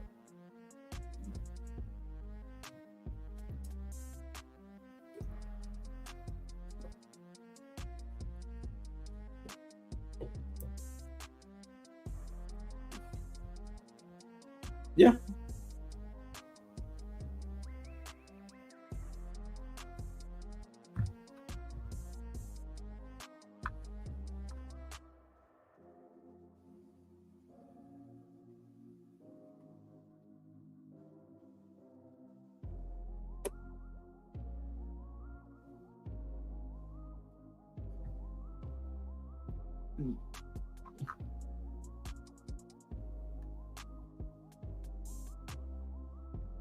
Well, what's really interesting is that they had a block of liquidity sitting at 48.75 and they removed it. Um,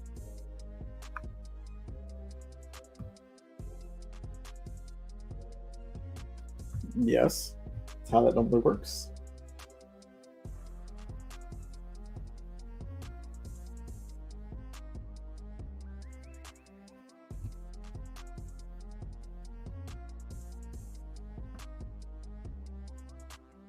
All right. Well, while they're talking, yeah. So still, my issue is the fact that the rest of the stock market is coming down. Microsoft is still selling off. Amazon is still selling off. Nvidia is selling off, but maybe this might be the reversal we've been waiting on. I don't know. Maybe. And then Apple's still losing its mind, which is just very, very annoying. Like Apple didn't get the when we were in this area and the rest of the stock market was pumping, Apple wasn't. Apple was just, it was moving up, but it wasn't getting the same action that Nvidia and Microsoft was getting.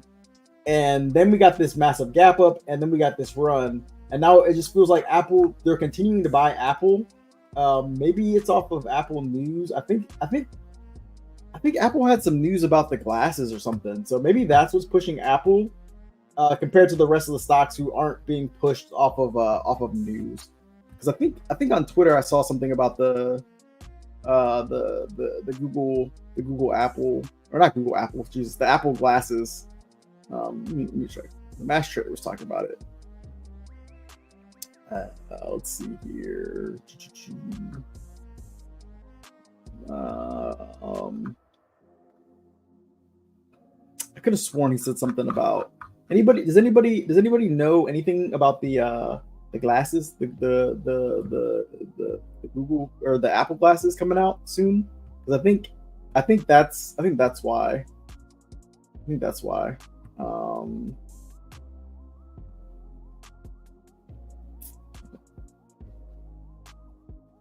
What's wrong, Pop? Why'd you say? What's wrong, Pop? Why'd you say that? when you said no effing way? Your message, Pop. Your message.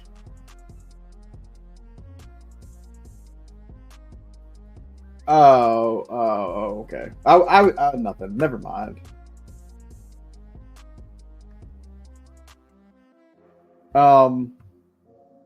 Okay.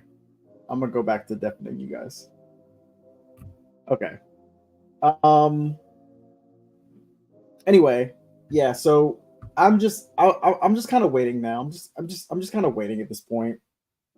Like, I'd much rather at this point. It looks like the stock market in general wants to have a deeper pullback. Let me look and see about this Apple news. Let me see Apple glasses news.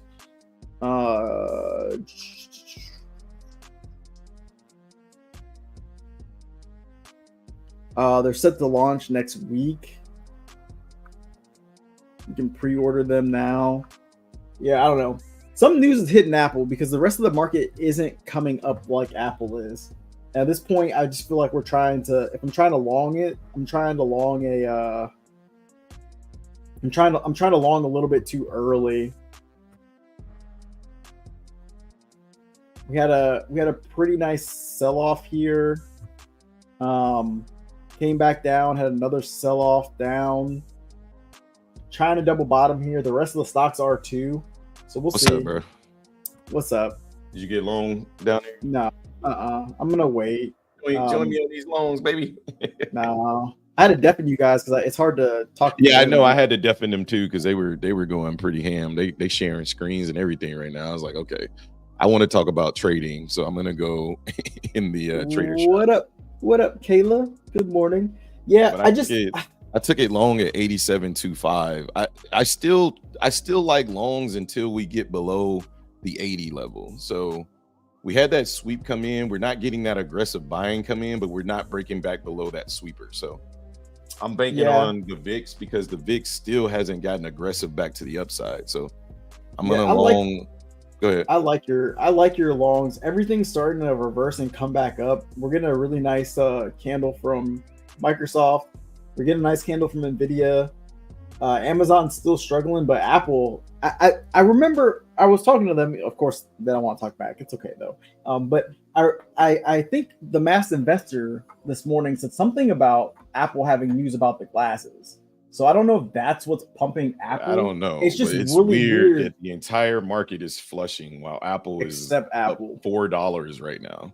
Yeah. It's like the only reason why we haven't flushed completely is the fact that Apple is continuing to rally. And just like we said before, we were like, if Apple pulls back slightly, the market will dump. Well, the opposite is true too. If the stocks finally pull back from selling, the market will pump. So exactly. And that was my theory. I'm like, okay, well, I'm just going to continue to follow what Apple is doing. And the fact that the VIX isn't participating in this dump. Like it's just weird to me. So I'm like, I've executed way more trades than I really ever like to execute, but this area was just very difficult to read for me.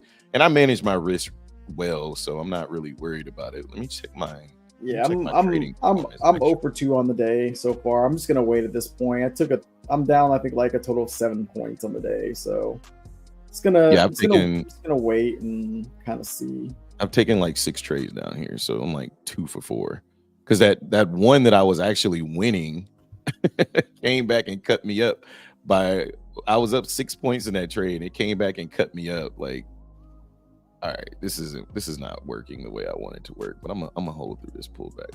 Yeah, this is just it's just very annoying at the fact that it's just hard to get a read on the stocks, but it seems like the rest of the stocks besides Apple are just Amazon is something.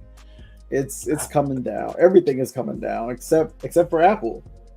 Yeah. Apple is definitely leading the way, but I look at it and I don't really see. Oh, here it is. Oh, okay. Yeah, that's okay. Yeah, Apple Vision Pro hits pre-order jackpot, but analysts warn demand dip ahead based on crucial metrics. So that's what people are buying Apple for. I knew it had something to do with their glasses. So something with the pre-orders went really, really well for them, and that's why Apple's pumping right now compared to the rest of the market, which is dumping. So I knew it was something. If Apple goes to all-time highs, I'm gonna get my target. My target is still the same. I've been trying to take the same trade all morning. My target is still 49.15 through 49.35. Somewhere in there, I think that's where the market wants to be. They're still going. They have not stopped yet. Yeah, the Pop's really pissed. Yeah, I hear. What up, Ivan? What's going on, my brother? What's good, gents? What's going on? You know, nothing much. What's going on, Ivan? How you doing, man?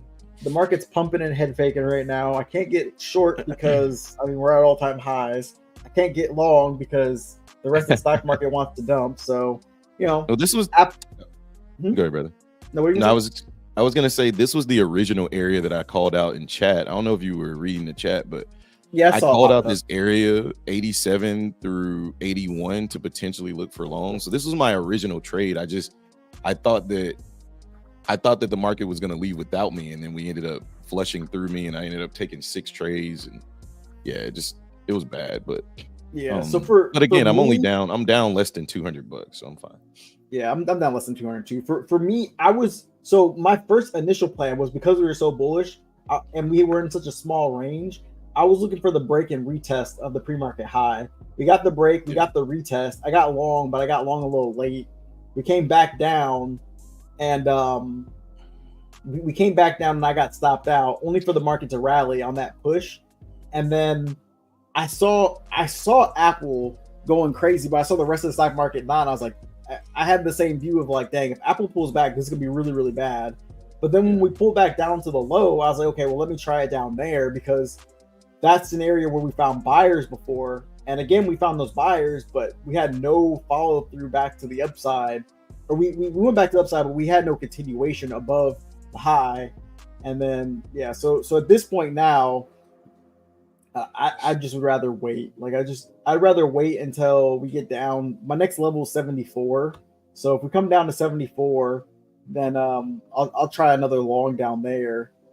Yeah, I'm a hold. I don't know. The tape. Like I said, I like my entry. I like the fact that I'm able to set my stop below the low, the previous low, like the pre-market low, like, and only risk about 5 points to set it there. So I'm risking a little more than I normally risk, but if I lose this trade, then I'll just walk away.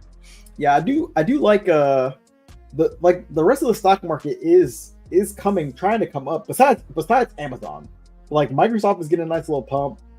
Nvidia's getting a nice little pump, and obviously we all know where Apple's been all day, which is in the cloud. So I see what you did there. Yeah. Yep. You like that? So we'll see what happens. I'm just super annoyed with today's price action as a whole.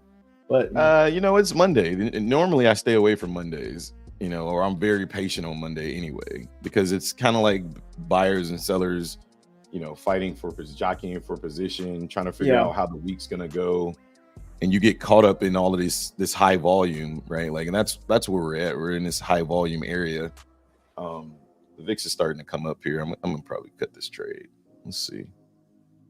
But yeah, you get caught up in this high volume, whatever we're gonna do stuff, and sometimes we get good days on Mondays. Most of the time it's this, right? Like, it doesn't mean you can't trade it, because if we were short bias, we'd be killing it today. Price action. All right, yeah, I'm cutting it for the loss. Yeah, now Apple is now we're looking. Now the VIX is starting to push up, and it looks like we're starting to go back down. So, if we can flush out of this clean, I saved myself a couple bucks right there. So if we can flush out of this clean, I'm really just looking for a clean move at this point. Like, at this point, it's like, show me something much cleaner than what you showed me all morning. Because this ain't. It does suck though, because every single time we hit a level, we just bounce, and then we look so good to the upside, and then next thing we just kept getting absorbed. But the one thing that I will say is it's crazy, because the leader today was ES, obviously because of Apple. Yep. But NQ was trying to tell us, it was trying to warn us, like, hey, stop. Don't long this. Don't long this. Because if you look at NQ never got above its high. It actually double topped at 5.84 or whatever. NQ never got above its high. As excuse me. But ES got above the high, and I was looking for that retest of the high of the low, and we just kind of flushed right through it. Yeah. And, oh my God, Tesla. Bud Yeti's asking, any idea how long Apex discount code is good for? Well, the discount code is good for life, right? So the discount code will never change. However, the sales always change. I think there's 9 hours left in the 80% off sale. No, it's over. 71%'s gone. Oh, wait. Oh, see, this is that positioning stuff. You watching this tape? Yeah, I see it, but then it's at 7. I think it's 71%. Oh, you're right. It is at 71%. So it's at 71% right now with half off resets for 9 days and 6 hours. So for the next 9 days, 6 hours, 11 minutes and 49 seconds, 48, 47. Okay, I'm joking. You'll get 71% off, and it's the code is good. It never changes. It's just the sale that changes. Are you talking about Ivan? Are you playing the NASDAQ today? I didn't think you traded the NASDAQ. 45, 44, 40 area. If you're bullish, this is my 45-minute zone right here. Honestly, like NQ is bearish all the way. Like there were to me NQ. If you were looking for a more clearer picture, NQ was the much better instrument this morning because it never really showed signs of being bullish. ES kind of faked us out because it gave us that break above structure, right? So it really gave us a look of being bullish. NQ never really gave that look. NQ literally rejected the high and just came down. So, and now both of them are all coming down. I would, for NQ, I'd be looking for this thing to push all the way down to about 17,255. That's where I think bulls would step back in. Like I think we're about to flush massively on NQ. If we can't hold 440 through 414, then I think we come all the way down to 273 to 255. This might be that little refresher that we all needed, right?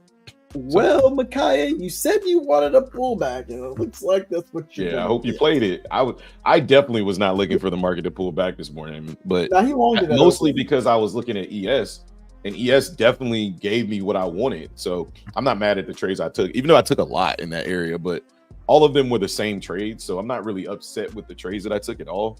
And I followed my plan. I like what ES gave me, and I still think ES is bullish above 48.80. Or nothing. Yeah. You said what? What you say, Justin? Oh no, they're finally done talking. Pop asked if we were long or short. I said nope, we're nothing. Oh no, we're flat. We're flat. Let me go back. If they're done, I'll definitely. They're done now.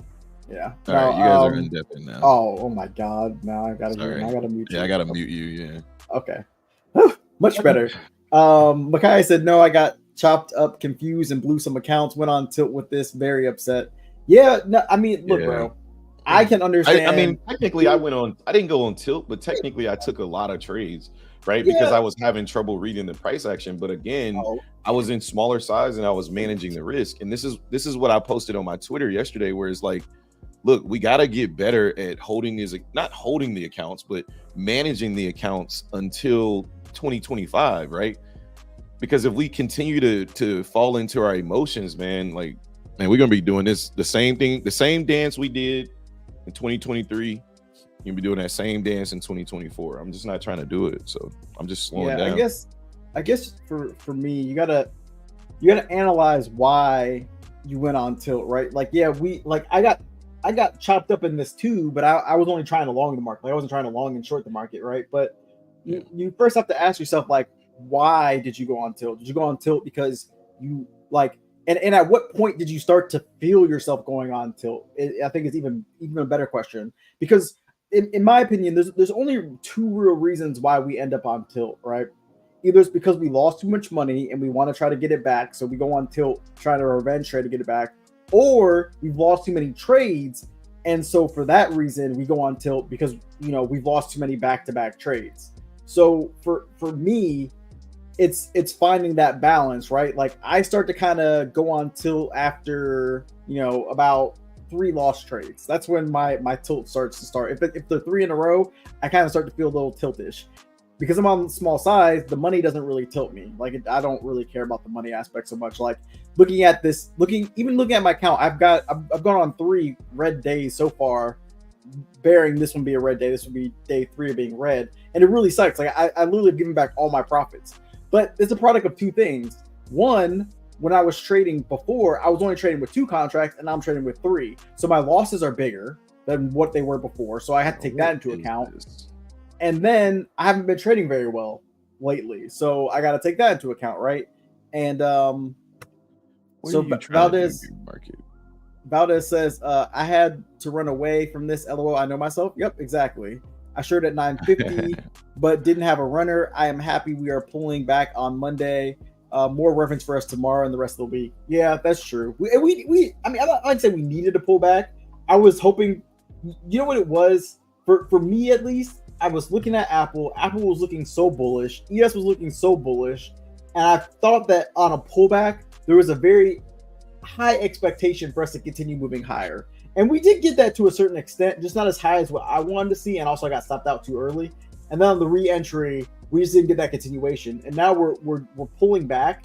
And so I just want to see us pull back into a key area. If we pull back here and the market decides to rally, I'm cool with that. I'll let it go.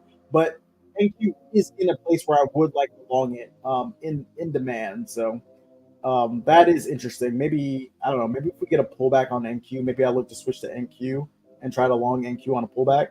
Because that actually would be in my plan at 448. Maybe going with like 3 cons. Maybe going with like 3 cons and just see. Well, no, it wouldn't be. Yeah, I can go with 3 cons and see what happens. Because I even though that's 6 cons on ES, that's still fine. 1 to 3 cons either way. But Makai says, and I feel you on this one because I was in a similar situation. Finances are tight. Dishwasher broke yesterday. Had to throw 2K at the house repairs. Emotions are high. I definitely feel you on that, Micaiah. Like my dishwasher broke. I had to get my whole kitchen got remodeled. We had to dump. We ended up dumping like 12K into our kitchen, which really sucked. It was not fun. So I know what that life is like. But I would say this though: if your finances are tight and you're emotional, just walk away, man. The market will be here tomorrow. But you're never going to recover. You're never going to recoup on that 2K if you're blowing accounts. You're going to dig yourself more into that hole, right? So let your emotions calm down, take a couple steps away from the market, and then come back when you're ready to trade again. Like every day doesn't have to be a trading day, and every day is not going to be a trading day, especially if your emotions are super high, right? Just take a step back, come back, on Wednesday or something. Take a day off, take a breather. Yeah, I agree. I think. For me, like, just try to. It's hard to say just walk away, don't take trades, because I know that's like the easy answer, right? Like, but just try to get back into whatever your strategy is. I think that's what helps me is like when I'm struggling with taking quality trades, then I just stop myself and look at my journal and say, okay, have I been taking trades in my area? Have I been entering on time? Like, have I been doing all the right things? Right? You got to be able to look at your data and see where the problem is, or you're always going to fall into the emotions being the problem. Right? And I think obviously you're humans, so emotions are always going to be a part of it, but you got to ask yourself, are you doing the same things? And that's why I cringe when I hear you guys say I'm long, I'm short, I'm long, I'm short, because that tells me you're doing multiple things over and over and over again. And right now I'm looking on ES, I'm looking for a break above 85. A closure above 85 will let me know that we're trying to move higher. If we can close above 85, then I'll be looking for a retest into 81 to take the market long. I'm still not giving up on longs until we break below 80. Like I told you guys, above 80, I still think this market is bullish. Or the next area I'll be looking for is 74, 48.74 for the previous day high tap. And that's where NQ is right now, is at the previous day high. And usually what we've been doing is coming back down to that previous day high, retesting, and then, bouncing, using it as support to go higher. So we'll see. Yeah, that's why I have my level there. Oh my God. That's why I have that demand zone. Be careful there. If you're trying to long here. We did not get above 85, and Apple is getting a God candle to the downside. So. Yeah, yes, it is. Yes, it is giving up every single ounce of gains that it had. And that's what we were worried about. This was the worry, right? Oh, yep. And here it comes.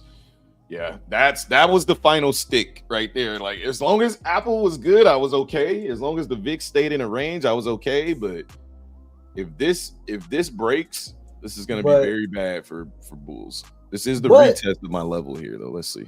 but at the same time, though, Amazon's in demand, and the rest of the market is starting to come up, and this could actually be the revert. This could be the trap to get new longs to actually come into the market right here. Or the trap to get new shorts, you mean? No. New longs, not shorts. Oh, okay. Because Nvidia's got a god count to the upside, which was the exact opposite. But I don't know, if all these stocks start to come back, this could be a problem. Makai says, I love trading, it just hurts. Yeah, I love trading too, but sometimes taking just a small step away, just for like a day or two, can make a world of difference, right? Like, but I know it's just the weekend, and people are ready to trade. But I guess my thing is like, what's more important, like being mentally sound so you're good, or being emotional and losing money, right? That's kind of the way I'm long one more time down here at this higher low here. We didn't get the break of structure, but I do like the break above 83.25. Yeah, I actually like longs here too. Yeah, I'm long 82.75. Let's see if we can actually get the buy-in to come in. This is my demand zone area on the 5-minute.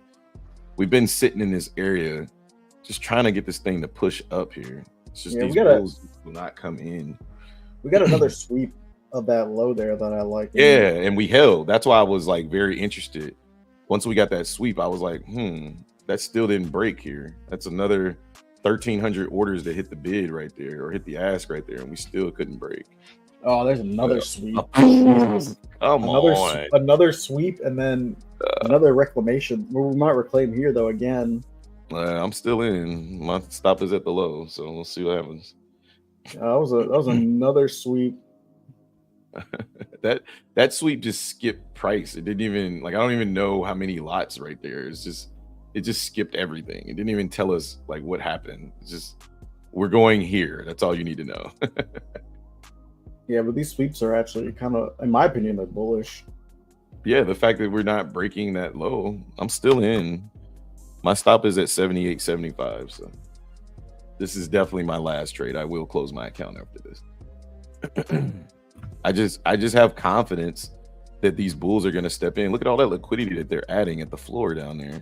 I just think we just needed to trap enough sellers. We had to trick enough people into believing that we're going short so they could trap them and then go up. Look at all those sellers down there. 1,731 sellers at the lows.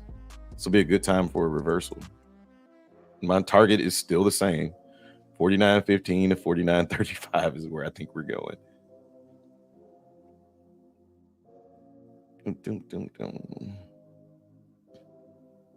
Just got to get those buyers to step into the market. If we keep holding that low, I think we're good.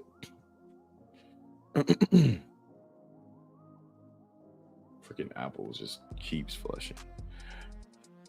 Boom, boom, boom, boom, boom, boom. But yeah, Micaiah, man, if you're blowing accounts, bro, like, it sucks. I get it, but we can't get better if we keep doing the same thing. We got to figure out like what is causing that emotional damage, man. Like you gotta get out of it, because it's a never-ending cycle, right? Never ending. All these people trying to get out of their positions here. Yeah, Apple's continuing to sell off. It's another chest of these lows. Yeah, we're coming through this thing. All right, my account's getting closed here. I just closed out of that trade. I'm out. Yep, good thing I got out of there. Yeah, just fighting this trend all the way down is just not what I'm interested in doing. And again, right there, Micaiah, like that is the change that I'm trying to make, right? Like for me, my bookmap is only open for the Discord, and if they're not using it, they can tell me right now and I'll close it. Because for me, I know that I'm very bullish bias and I'm fighting this trend. Right. And that's a red flag for the way that I trade. I know that I'll continue to fight this trend. And I'll look back at the charts later when we come down to 74 and be like, dang, I should have just waited for 74, which was in my trading plan. Right. So I just exhausted all of my trades. I'm down my max amount of money that I want to be down, and I'm walking away because tomorrow is another day of trading. Right. Like it doesn't mean my entire month is done. Like I'm still up, $1,500 on the month, and you would have still been up however much you were up on the month. And I'm probably the thing that the thing that I used to do is get really upset with this trade if it didn't work out. But ultimately, or I would get upset when I come back and the trade works out. But I don't anymore. I just tell myself, okay, you emptied the clip. Maybe don't do that next time. Whew. Right? Jesus. Jeez. Yeah. That's Don't empty the clip. If you get 2 trades in a row that don't work out, don't continue to empty your clip, your treasure chest. You got all day, Hobbs. Like, chill. And now I'm done trading before 11 o'clock because I emptied the clip in a direction that was clearly to the downside, right? When I go to review this, I'm going to say, I wouldn't say it was clear. On an NQ, it was clear. But ES, it was definitely not clear to the downside. NQ was very clear to the downside. But Jesus Christ. Yeah, that's why I was saying, like, the NQ was very clear for that, and that's why I told Jay, I said, if you look at NQ was much clearer to the downside because it never broke above structure. ES broke above structure and then came back, hit the low, fake like it was going to break out of the low, and then dumped on everybody. Right, I was up 6 points in my trade and it just completely flushed in one candle. So I was like, okay, well, maybe that was just, shorts getting out or longs getting out of their position. We're still going to pump. So I continued to ride that, and then it became a matter of it was a slippery slope between, am I trading my strategy or am I trading what I think should happen, right? And then I think Stoic Trader, if you guys don't follow him on Twitter, he posted on his Twitter page, and I kind of retweeted it, which is trade what you see, not what you think. And I think a lot of times we end up getting tilted because we start to think what the market's gonna do, and we trade that thought. What we should be doing is saying, what is the market doing, right? Like if Justin was to go back and look at, just ask yourself this question: is the market setting higher highs or higher lows, right? On the way down, ever since we rejected 48.97, right? Scroll down on the 5 minute a little bit, Jake, so we can see 97. Put a horizontal ray at 97. I think it was the high point of the day. You talking about right here? Yeah, right there. Is that a ray? Yeah. Okay, I can't see it. Let me change the color. Let me make it. Oh, I'm like, is there a ray right there? Oh, it's white.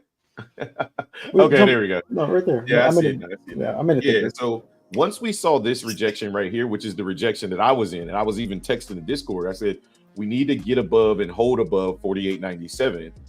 Well, we got a flush, and instead of switching my bias, I bought the retest.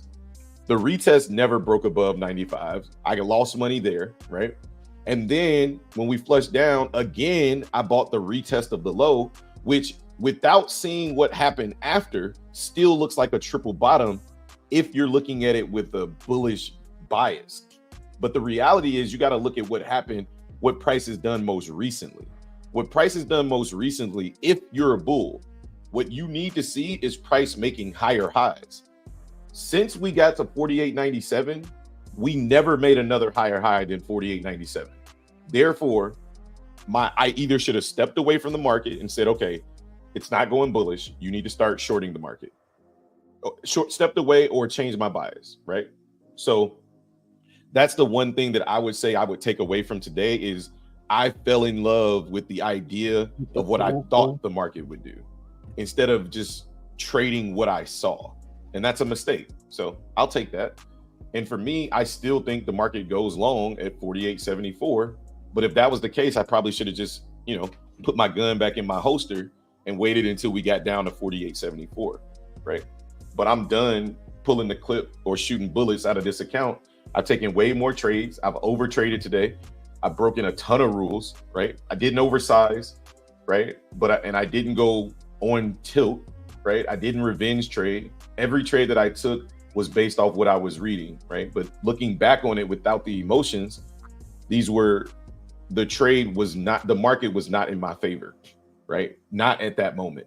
So, but because I'm playing smaller size and I'm not over leveraging, I'm not like my emotions aren't swayed whatsoever. I'm clearly reading and admitting my faults or my mistakes. My emotions aren't swayed whatsoever. Is this going to hurt my win percentage? Yeah, it's going to destroy my win percentage. But who the F cares, right? Am I right on the market? More than likely. I was just early, right? and that's okay. I'm stepping away from the market before I continue to do something stupid. This looks like an aggressive buy, which Justin looks like he's long over there. So I'm we'll be not. I'm quiet. not So long. I wish I was. I wish I was, but we got what I want to see. But I want to see a pullback. I want to see some type of pullback. I want to see it hold. Yeah. But the stock market finally looks good. Like everything is like starting to align again. You know, like Nvidia is looking good, Microsoft is looking good, Apple looking like it's getting like that was just a really aggressive pullback. Amazon's kind of bouncing off of demand. Like everything's finally looking good. Like it wants to go back up, and this was just a really sloppy pullback to the downside. You know, so it's gonna wait and see what happens. I think that I was trying to be first buyer so many times, and I agree with you that you should wait for a pullback. Because every time I was trying to buy out of that sweep, we just got another sweep. Look how many sweeps we got today. Yeah, like, we got a lot, right? For ES, that's a ton, but I mean, people are up massively, so sweeps make sense.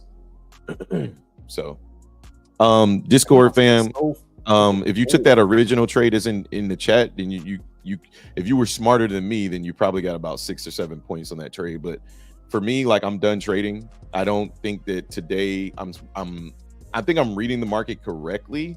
I'm just not listening to the correct read, right? Oh, what is this? Funny you mentioned that one trade, what you see, not what you think. That's exactly what I keep on the top of my chart as a reminder. Yeah, trade what you see, not what you think. Exactly. We get paid to wait. Yep, I agree, brother. Yeah, he got that anchored text on top of his chat. That's what I mean, on top of his chart. That's what's up. Yeah, I probably need to anchor that as well, because normally I do just trade what I see. Today, I think that because of all of last week being so bullish, like today was just so hard to see the bearish thesis, right? Even though if I would have just taken away any thought process and just said, okay, forget about demand, forget about supply, forget about the book. What is price doing, right? If I would have just asked myself that one question, then I could have saved myself a little bread today. That's okay. I'll come back better tomorrow. Yeah. Makai says, yeah, I've made progress with it. Used to be biased. I'm way better with that now. I don't know. I'm usually right about moves, but a lot of the time I'm way too early.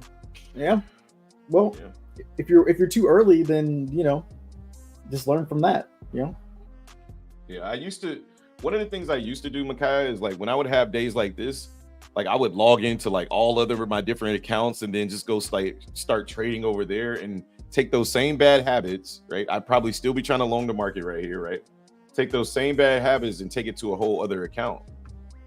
Today, I'm just going to walk away, man. Like I'm going to hang out with Jay, hang out with you guys, maybe paper trade. You know what I mean? Like I'm chilling, man. Like I think that we have a great day above all, manage risk. Exactly. And I think, Micaiah, I think you've been in here for the last 6 months, 4 months, 5 months, however long we've had the shop, you've been here.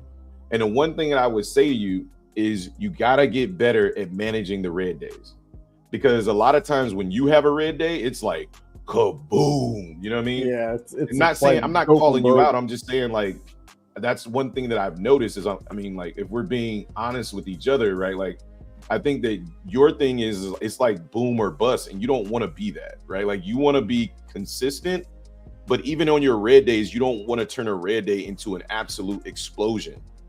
And I think what could help you with that would be just sizing down, right? To a size that you can maybe try, like those 25K, 50K accounts that you trade sometimes.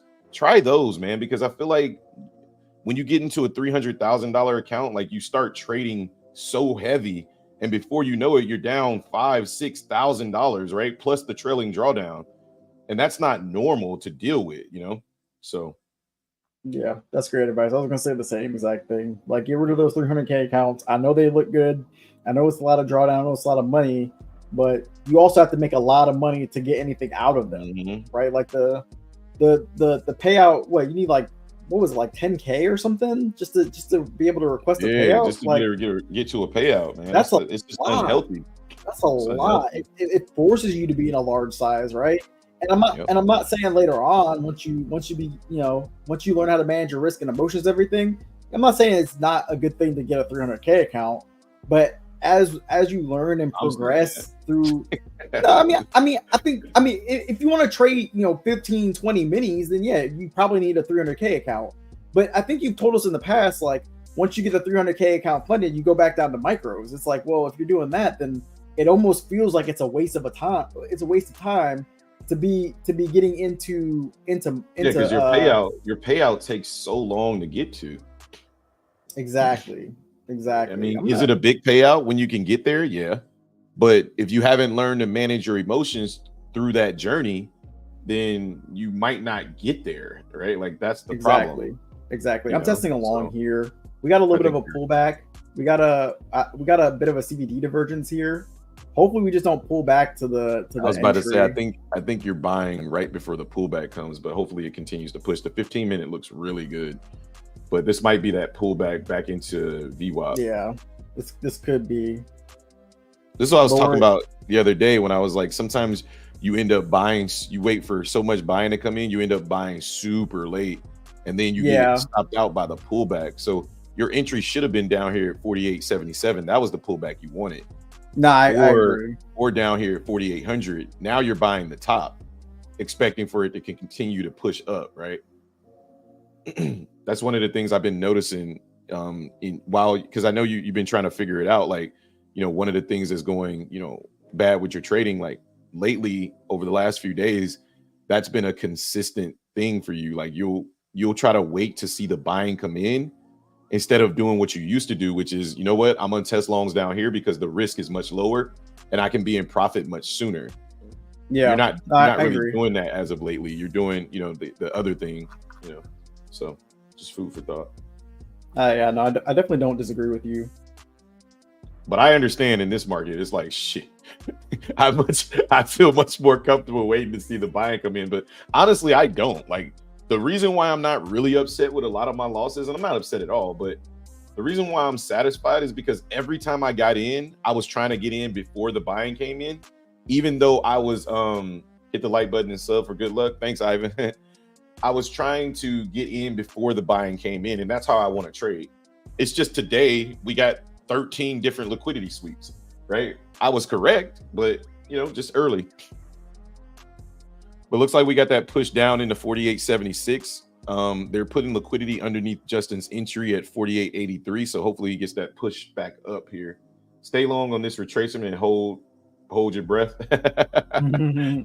Yeah, I think this could be a nice push up. I mean, the VIX, again, to me, I never changed my thesis. Like, and I don't think Justin did either. Like, I've never not been bullish. Like, for me, I'm gonna remain bullish until this market changes character. And to me, we haven't really changed character on any higher time frames.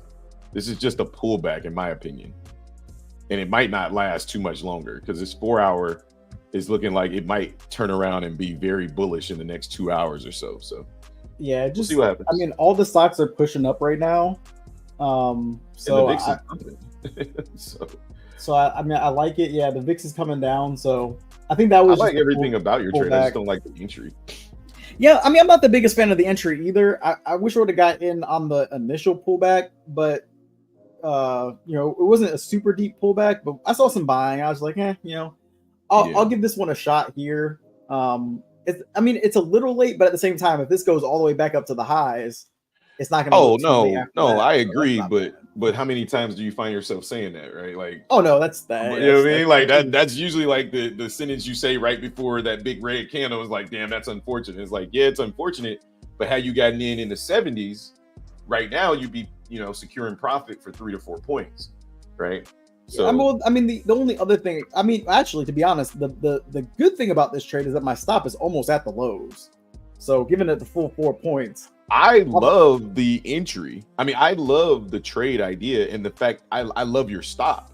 I just think that you could get a whole much more bang for your buck if you're, and I know that, right? I'm not telling you anything you don't know, right? Like, yeah. No, I agree with you 1,000%. The early entry would have been the best entry, but I'm okay now with after we break above 85, if we break above 85, the market's going to come all the way back down to 79.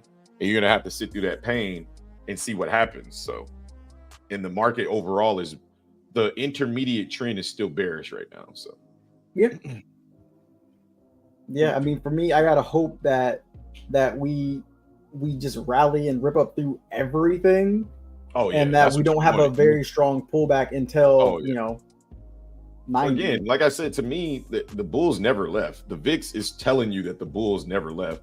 This entire downtrend, the bulls have been buying this entire way.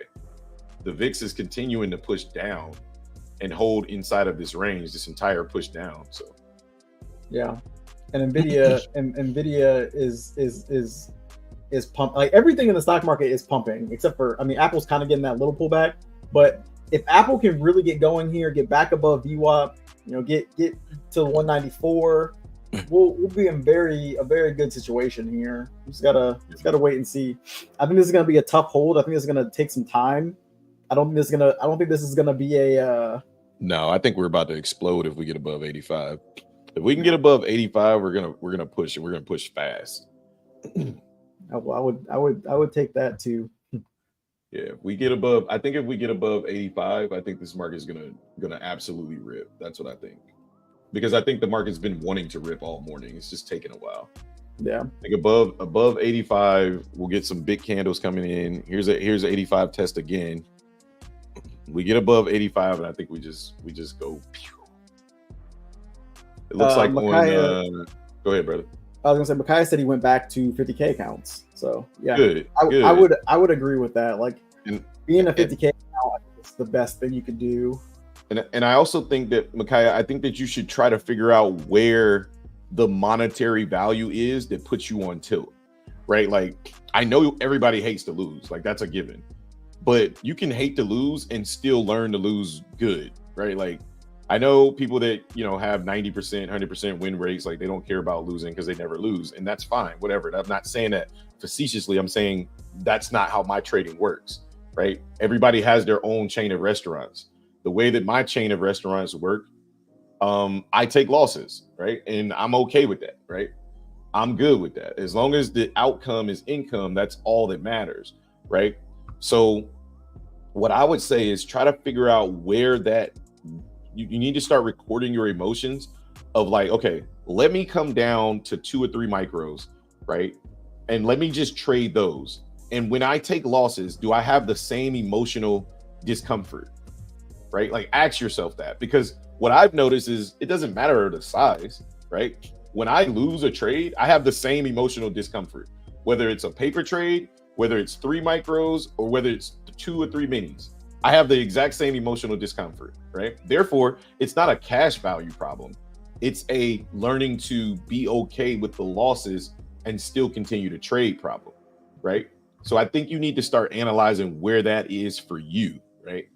And I think back above 87 now, reading the session volume profile, there's a low volume node up there. If we can get above 87, we should get that easy money sniper. But if we fail 85 again, there's an aggressive push right there, liking it. I'll be right back. I'm not go. He's trying to walk away. no, I'm good, and whatever happens, it'll happen. Yeah, I know that's right. Like, it is what it is. But I'll be right back. Yeah, but I think guys, like, seriously, like, I think at some point something has to change, right? Do not go through 2024 without at least trying to figure out what that is for you, right? Like, I know what it is for me, and I've had a great month thus far, right? I'm gonna continue to trade my setups. Today I traded my setup just didn't work out. Unfortunately, where I was looking to get long was above the break of structure over there, right? A pullback into the low. I took the market long 4 or 5 times into that pullback, and it just didn't work out, right? The only thing I did wrong was the 4 or 5 times, but the area was exactly what I would like, what I look for, right? Exactly what I look for. It just didn't work out. And when it doesn't work out the first or second time, you should put the controller down and let's see where the market's actually trying to go, right? And yeah, I've done that. I don't feel uncomfortable in micros. Okay. What do you feel like blew up your account today or yesterday? That's why I play them on PAs generally, but when I start losing back to back constantly, okay, I size up the minis. Yep, that I've been there. I'm glad you said this, because I've actually been there too, right? And careful up here, because this is the rejection of 85 again. Yes. And this is where those sellers came in. But I'm glad you said that, because this used to be my problem too when I first started trading micros.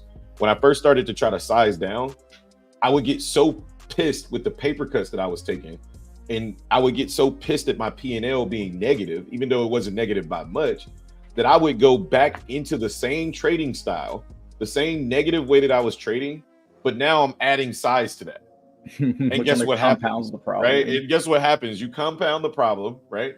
And now instead of actually helping yourself, you're hurting yourself again. Something's on your toe.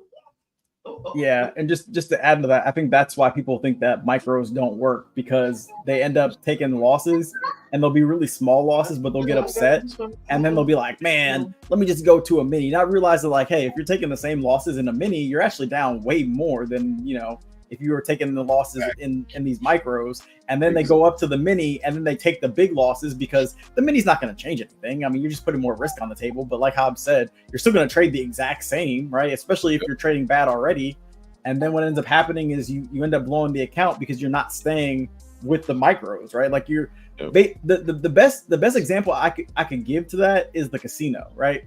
Yep. When you go to a casino table and you play poker, or not poker, when you play blackjack, there's a limit. There's a limit to how much money you can bet, right? So the house will say, okay, you can bet $500 a hand. You know what that does? That maximizes how much money not you're gonna win, but what the house is gonna lose, right? So if you go on a winning streak, betting $500 a hand, and you bet $500 a hand 10 times in a row, and you make that money, and you're up $5,000.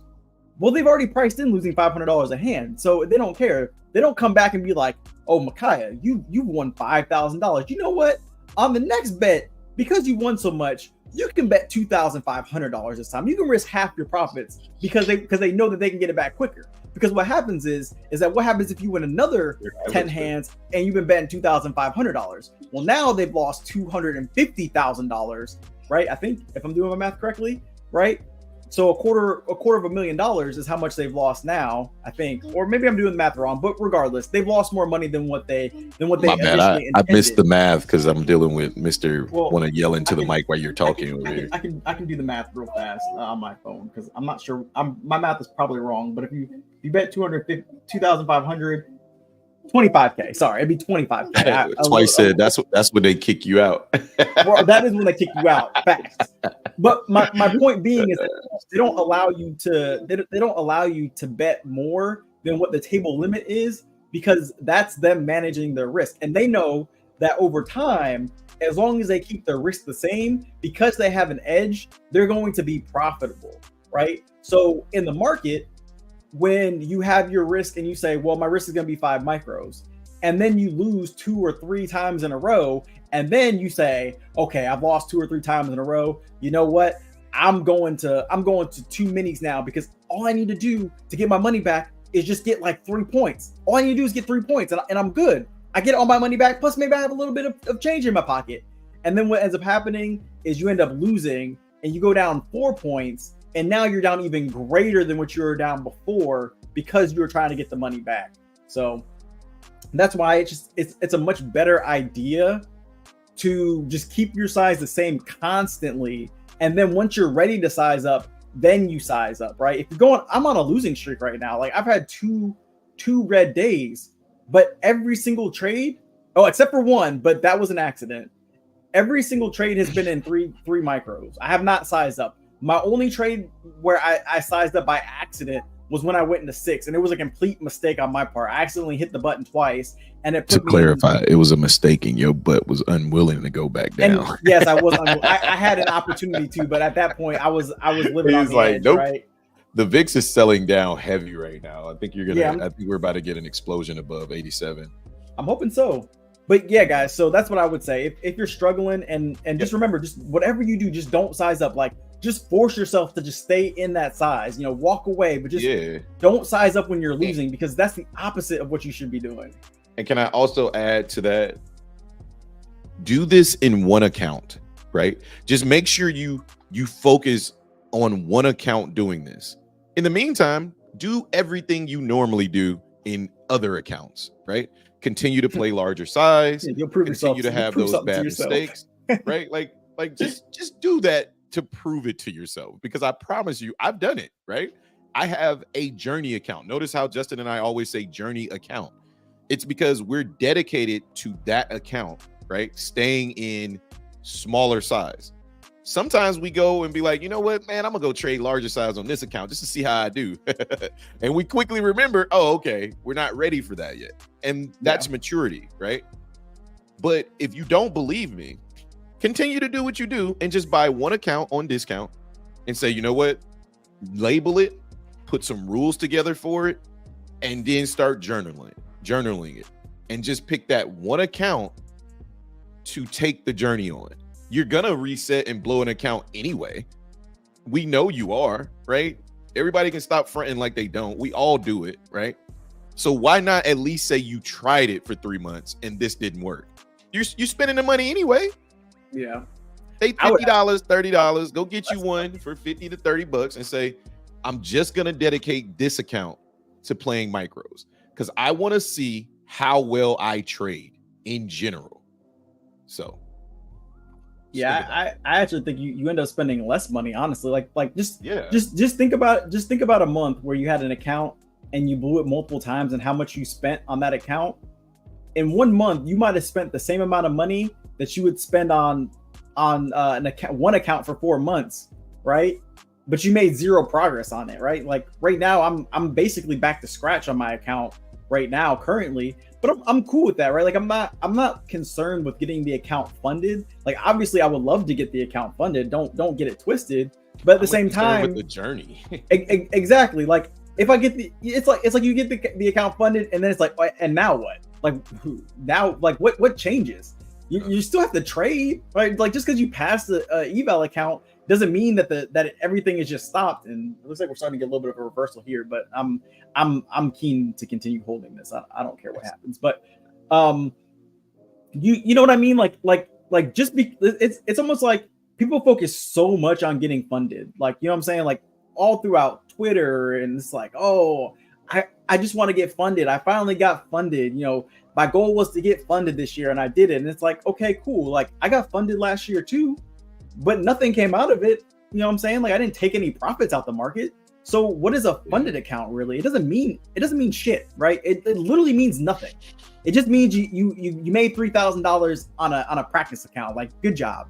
Now do it again, right? Like, and if you can't repeat that again, then why are you in 2 minis? Why are you in 3 minis? Why are you putting on more risk than what you can handle? Right? And low key, that's what the prop firms are betting on. They're betting. That's what they want you to do. They're betting that you can't repeat it, right? They're betting that even if I pay you $40,000 because you got a one payout on Apex on 20 accounts, even if I do it one time, the way that they're betting, they're like, well, next time it's going to be smaller because he's going to blow 50% of those, right? And maybe he blows them all. We get lucky if he's mirroring them, right? And what, it costs us $40,000? Do you know how fast Apex can recover $40,000? Here, let me give you an example of what $40,000 looks like for Apex, right? Just imagine Apex is 70% off right now, right? Which means a 50K account is about $50, but most people don't even buy 50K accounts, right? Most people buy 150K accounts, right? I would venture to say the majority of people that buy prop firm accounts shoot for 150K on Apex, 150K or higher, right? And I think 150K, correct me if I'm wrong, Justin, is about $100. Mm-hmm. With 70% off. Yep. So you divide that by 40,000, right? That's 400 people. All they need is 400 accounts to make up your one payout. 400 people need to blow their account or just buy the account, right? One time. Now, think about this though. If 400 people, 400 accounts buy the account, they all still have to pay Apex to get the account funded, which is between $80 and $160. So really, even if those 400 people, all of them still make they pay their 100 and they all get funded. Guess what Apex just did? If they all pick lifetime, they just made that $40,000 back. If you think about it, if 400 people take a 150K account and they pay somebody a $40,000 payout, 400 people pay $100 and they all get funded. They pay 150 for the lifetime, 160 for the lifetime. That's the 40,000 back right there. And then if they all never make it to payout, you won. It's a win for them, right? Like it's a win-win for them. So You got to start thinking how the prop firms think, and you got to start bringing your business to the prop firm business, right? Stop thinking about your trading as a gamble and start thinking about it as a business. I'm trying to be a business. But what I realized about my business is that I was inefficient. I had this conversation with my son yesterday. And we were just talking about, my wife was reorganizing his binder and, putting things in order. And we were explaining to him why. And we were like, look, like, you walk into a class, you don't even know where your homework is. You don't even know where half of your stuff is because you're not organized. And organization is just a form of efficiency. And for us, what I realized in my trading is that I can make banger calls. I can make tons of money, but I can't repeat it consistently. And in order for me to do that, in order for me to find out what the kinks are as to why I can't do that, I don't want to continue to pay $50, $100, $50. I would rather stay in one account all year and figure it out and then be able to consistently do that and then add 19 more accounts that all do the same thing than to sit here and repeat 2023. I'm not doing it. You guys can. I'm not repeating 2023. I'm not doing it. At the end of 2024, my journey is either going to end with some answers or results, right? Like answers and results. Those are the only options. I'm not quitting. That's not an option, right? Therefore, I can't continue to do the same things all 2024. I have to change. And I think one thing I might start implementing again, because when I was trading my best, right? Looking back at my journal on my funded, when I was trading my best, it was when I was taking Mondays or days like this completely out of my equation, right? Today is a day that I should not even be trading, in my opinion, right? For me and the way that my business operates. I'm not getting any setups that I like, right? The market's playing games. We're super choppy. People are filling in the positions. Apple's going one way. The entire stock market is going the other way. The VIX is continuing to push down, but we're not moving up. Like it's just a lot of conflicting things that are happening that make me just not even want to trade days like this, right? And if I see that and I see those red flags, I did the right thing. But I want to be able to do the right thing even when I'm in larger size, right? So that's why I'm doing it on smaller size. That's the big thing. Yeah, like I walked away. And that's all it is. Like I'm watching Justin trade and sit through his agony with him because this is some agony. The fact that we cannot get above 85. Yeah, it's definitely not. It sucks to be in this position with the position that I got just because it's so close to my entry and there's really nothing for me to do. Every time the market even pulls back a little bit, like ES pulls back and like we ran pretty aggressively, but I don't know. We'll see. Like the stocks are still doing okay. Yeah, the VIX is still looking good. Like we should get a pump out of this, but again, somebody is continuously absorbing price, right?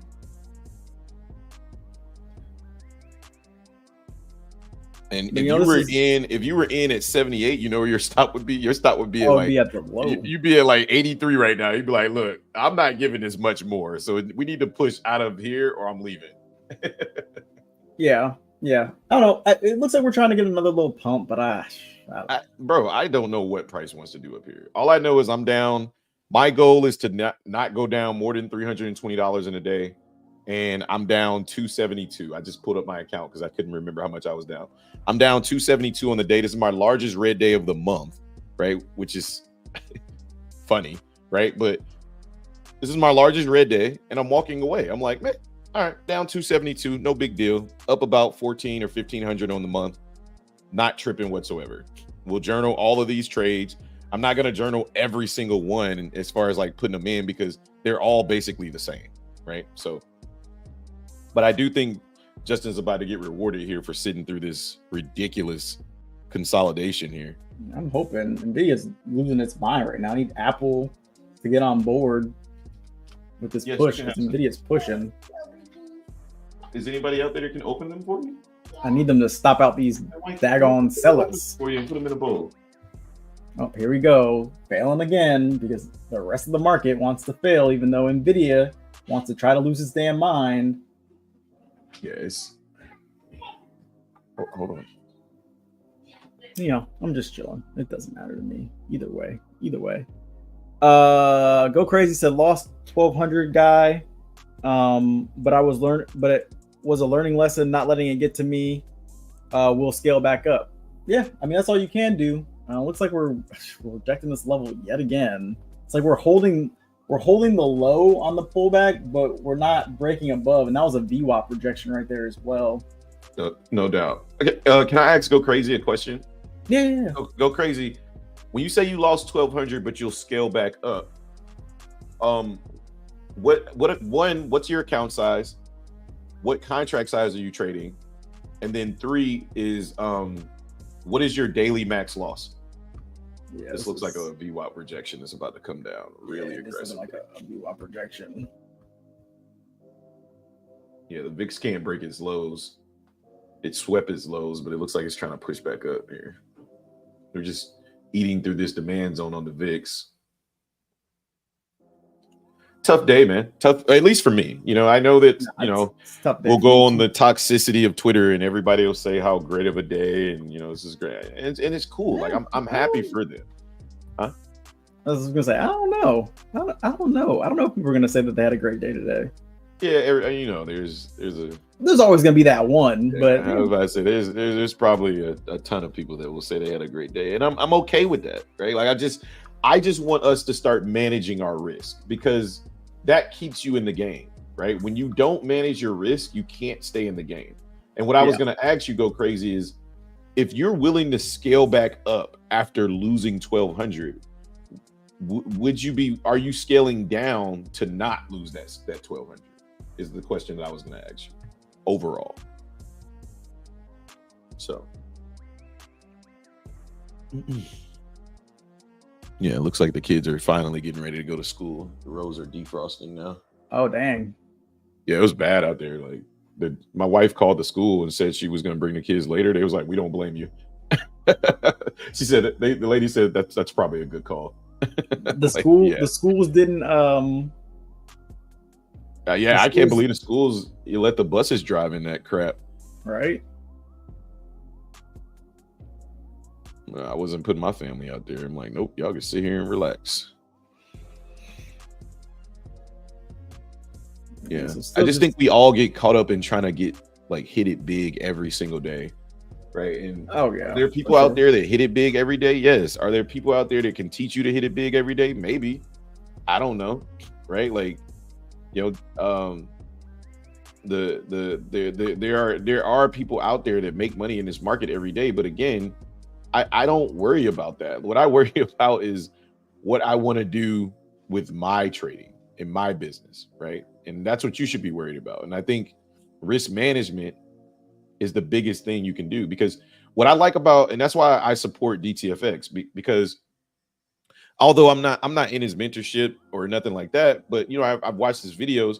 What I support about him is not that he claims that he wins every single day, because I had him on a show. The man, he does not rub me as a liar, right? Like he shows receipts, right? His students show receipts. So, hey, they win every day. But the thing that I like most about him winning is not the fact that he's winning, not the fact that he's making $20,000, right? Or whatever. Oh, that's a sweet thing. What I like most, oh no, it didn't. What I like most about him is that he manages his risk so well. He is a fan of risking peanuts to eat caviar. And even when he's in 10 minis on NQ, which is 20 minis on ES, his risk is more like 2 to 3 points, right? Which means he's risking maybe $200-300 or $400 on NQ, right? I think it's $200 a point, right? Yeah, $200 a point. Yeah. So his risk, if he just made 20,000 and he's risking 600, and then he turns around and hits 12R on that risk, he just bought himself more tokens to play in that same size. Or if he decides to size down, he bought himself even more tokens. So follow the people. Davis, he killing it right now, right? Like he's doing his thing. And that's why I wanted to have him on the channel. And that's why I reached out to him, said, hey man, I want you to come talk to my crowd as well. Like, I know we're small, but we're growing every day. I mean, we're at 650 subs. I mean, like, That's not a lot, but we haven't been on YouTube trading for 6 years, 7 years, right? Like we just got here, right? And we're still we're still sharing our journey.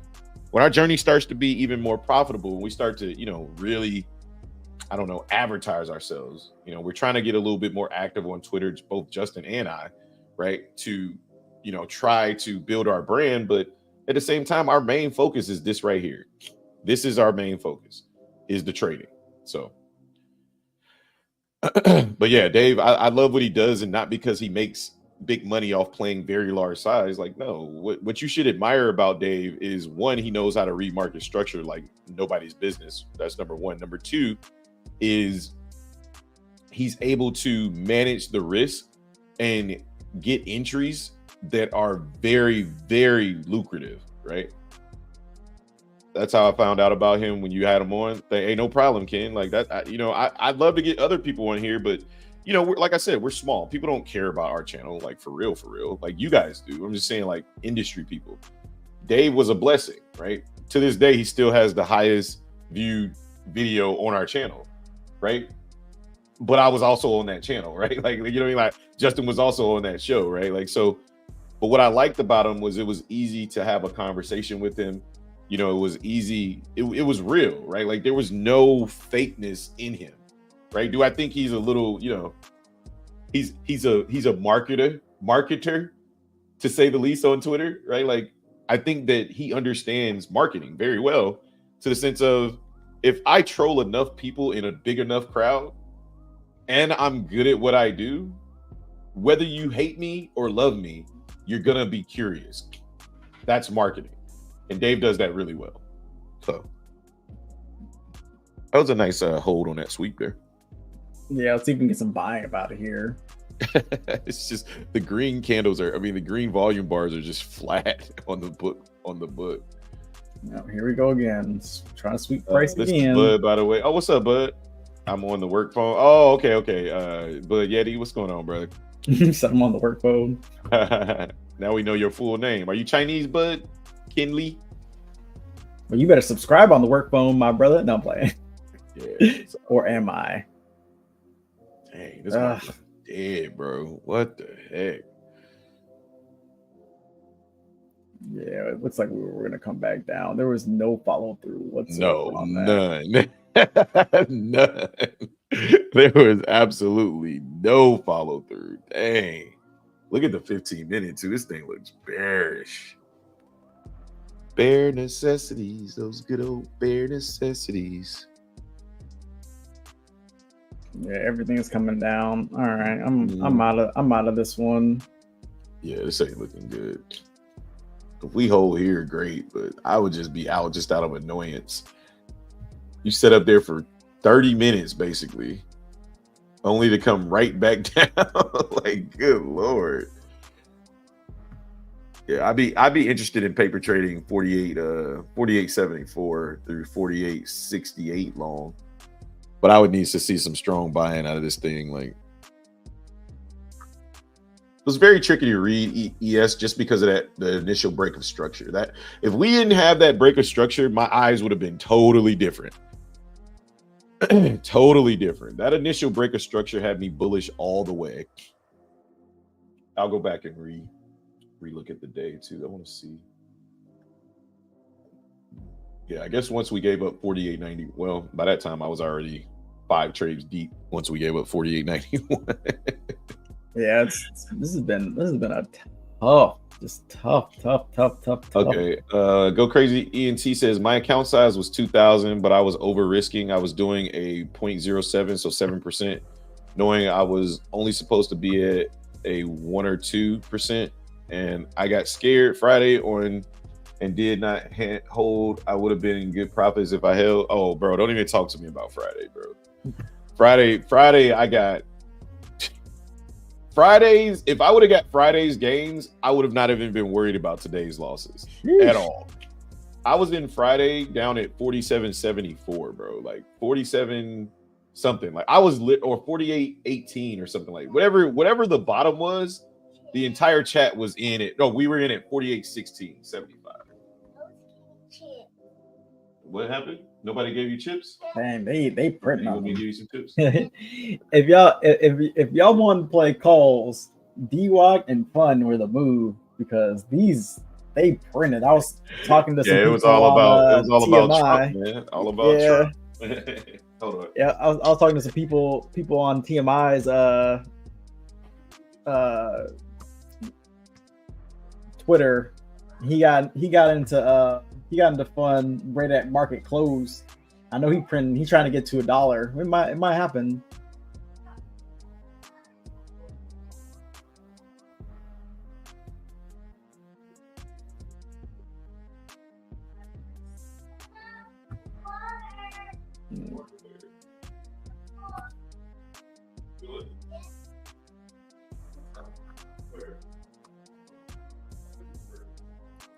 Yeah, see again, like longs look good, but the rest of the market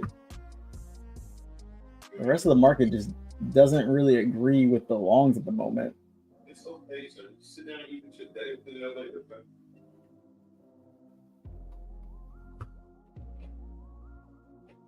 okay?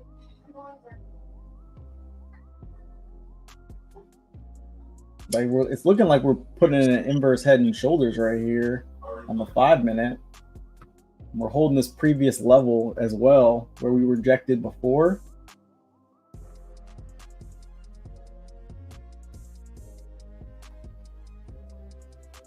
We're holding it nicely.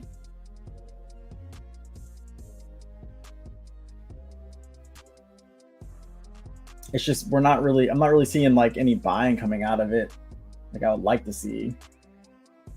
Like maybe one more quick sweep for the low and a strong bind to come in or something. I don't know.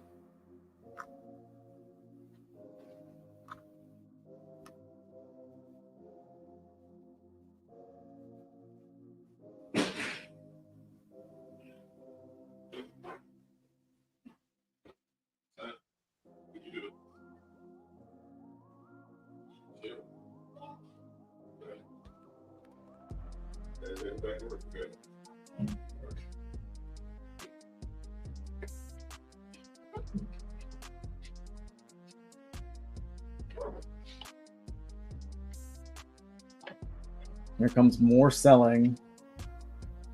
Price action is horrible. Yeah, it's pretty bad on the day.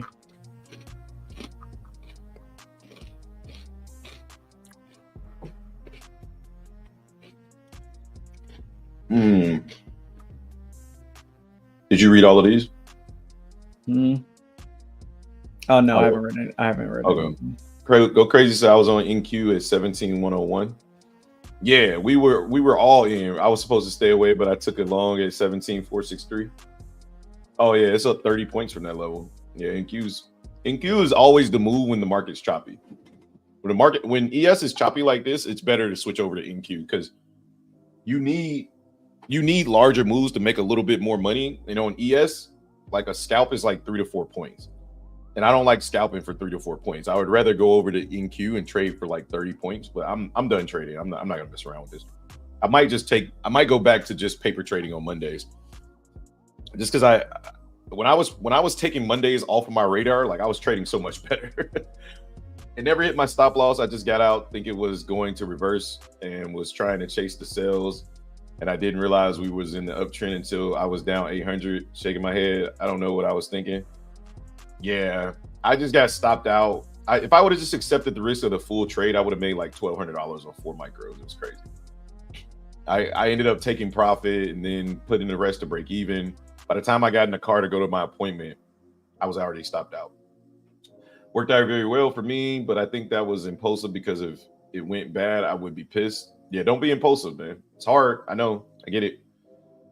Was the best entry ever. I could have had seen a little pullback and let it go. To me, I was supposed to stick to the plan and go with the buys. Yeah, I know, man. It sucks. Supposedly a bank holiday. Maybe that's why price action is tough. A bank holiday for who? Yeah, I don't think it's a bank holiday today. Let me see. Yeah, nothing on Forex that says bank holiday. there's just no news. And you know, when the market doesn't have news, like sometimes you get good price action, but most of the time you don't. And when I say good price action, what I mean is what we've been seeing is fluid price action. All right. This hasn't been all that fluid, but I mean, it would have been good price action if I was in the right direction, I guess. You know, ultimately, I just wasn't in the right direction. I honestly don't want to blame the price action, so to speak. I just think that I struggled to read the market properly today. And, you know, looking back on the trade objectively, on the trades that I took, I was in the wrong direction all day. I can definitively say that, right? So at the end of the day, I was just in the wrong direction. I was playing last week's price action instead of playing what I saw. I didn't trade what I see. I didn't trade what I saw. I traded what I thought. And that's a mistake. And it's okay. And always go with your gut. If your gut is telling you the red flags is there, because my gut was telling me before that sweep came up there at 48.97, bro, when I was in long, my gut was telling me, bro, we haven't broken 48.97. You need to get out. Like, at least take something home. And I was like, nah, I'm gonna let it ride. I always take some home, and then when I don't, cook.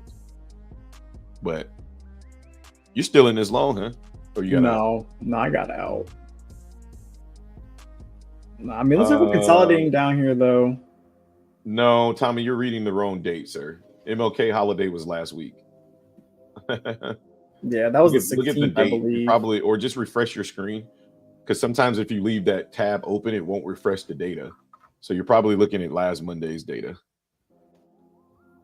Go Crazy says, I'm down 150 now. I can load back up, but you thinking, should I just challenge myself from here and build it back? You already made back $900. Jeez. Dang, what kind of size was you in, brother? Load up again and keep going. Well, Go Crazy, I think you should do whatever you want to do, right? Whatever you feel like you need to do.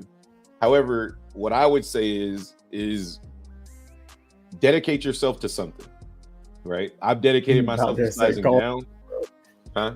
I was about to say, call it a day, bro. Yeah, call it a day. I would walk away. That's just me. But, you know, if you want to dedicate yourself to something, then dedicate yourself to whatever you feel is necessary. Like I showed you guys last week, I have a whole list of rules. Today, rule number 1, trade futures contracts NQ or ES only. I followed that rule. Risk not to exceed $50 per trade. Well, and it says in parentheses, until I size up. I sized up to 4 contracts, so now my risk is $80 per trade. So I followed that rule. To size up, trader must have 5 to 10 green days while following planned trades only. Did that already, right?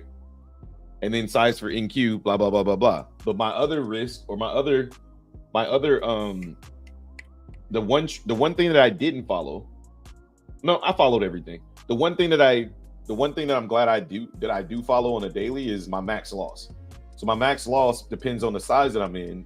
Now my max loss is 320 per day, right? Which means that I would have to have, I don't know, almost 10 straight red days, which means I would have to lose 40 trades in a row in order for me to blow my account. And I'm not going to lose 40 trades in a row. It's just not going to happen. I'm better than that. So give yourself enough room to be wrong. Give yourself enough room so that the more you're wrong, you eventually hit you do the right thing and you get good. Yeah. Like I don't want to blow my account, but I'm also not going to be mad if I blow my account, right? Because I'm going to collect a whole bunch of data, right? A whole bunch of data. You know, if in 3 months it's blown, then you know I'll just reset it and continue trading with small size until I get it right. You know. Yep. So you know, we'll see what happens. Like I mean, I don't know the future, but I just know that trading with small size just eliminates like a lot of problems, and you can truly learn, you know, and you can truly grow. Because the thing is like if you're trading on larger size, there's so much emotion involved. Like, yeah, it sucks losing 4 times in a row, 5 times in a row, 6 times in a row. It sucks trading bad. But you know what sucks even more? When you lose 6 times in a row and you're blowing your account on top of that. And then you have to go back and reset your account. And now that's another $50 down the drain or $80 down the drain or whatever. That's what sucks. That sucks way more. I think way more. Very, very big move. Like I hope so. All day I've been calling for this market. What do you mean you hope so? You long again? Tell us so. I hope so. You go slide that in there. Well, I hope so. I hope so. I could tell by the way you was looking. I was like, this fool low. He's just trying to hide it. But anyway, I think it's a good long. About it. He had some longs. He is some long. Yeah, he definitely is some longs about this. 100%. But I took a paper trade long down here too. I really like it. I think, and I'm gonna continue to say it, I think the market wants 49.15 first. And then if we can get above 49.15 and we got enough time, I think the market wants to go to 49.35. This entire sweep down, the VIX has been selling off, which tells me somebody's been loading into an aggressive buy side position this entire push down. That's why I've never given up. No, I'm talking about on ES. Oh, he's long NQ. You think he's long NQ? No, I'm not. I don't think he's long NQ. I think he long ES based off the tape. Because I see exactly what he sees. I did long it based off of the tape. I did. Yeah. I did, sir. And it's a really good long. I think you just got stopped out. And this was the pullback that I was talking about, Jay. When you got long the first time, I was like, why did I not just wait for it? I wouldn't have gotten stopped out on that pullback had I not stopped myself out. Because you stopped yourself out? You didn't stop out? Yeah, my stop out was 7.9. I stopped myself out because I got scared. Well, you got scared because you had a poor position. True. I mean, I got the same position. Because if you'd have got the 78 position, you'd have been like, I don't care about this pullback. As long as this box holds right here, I'm fine.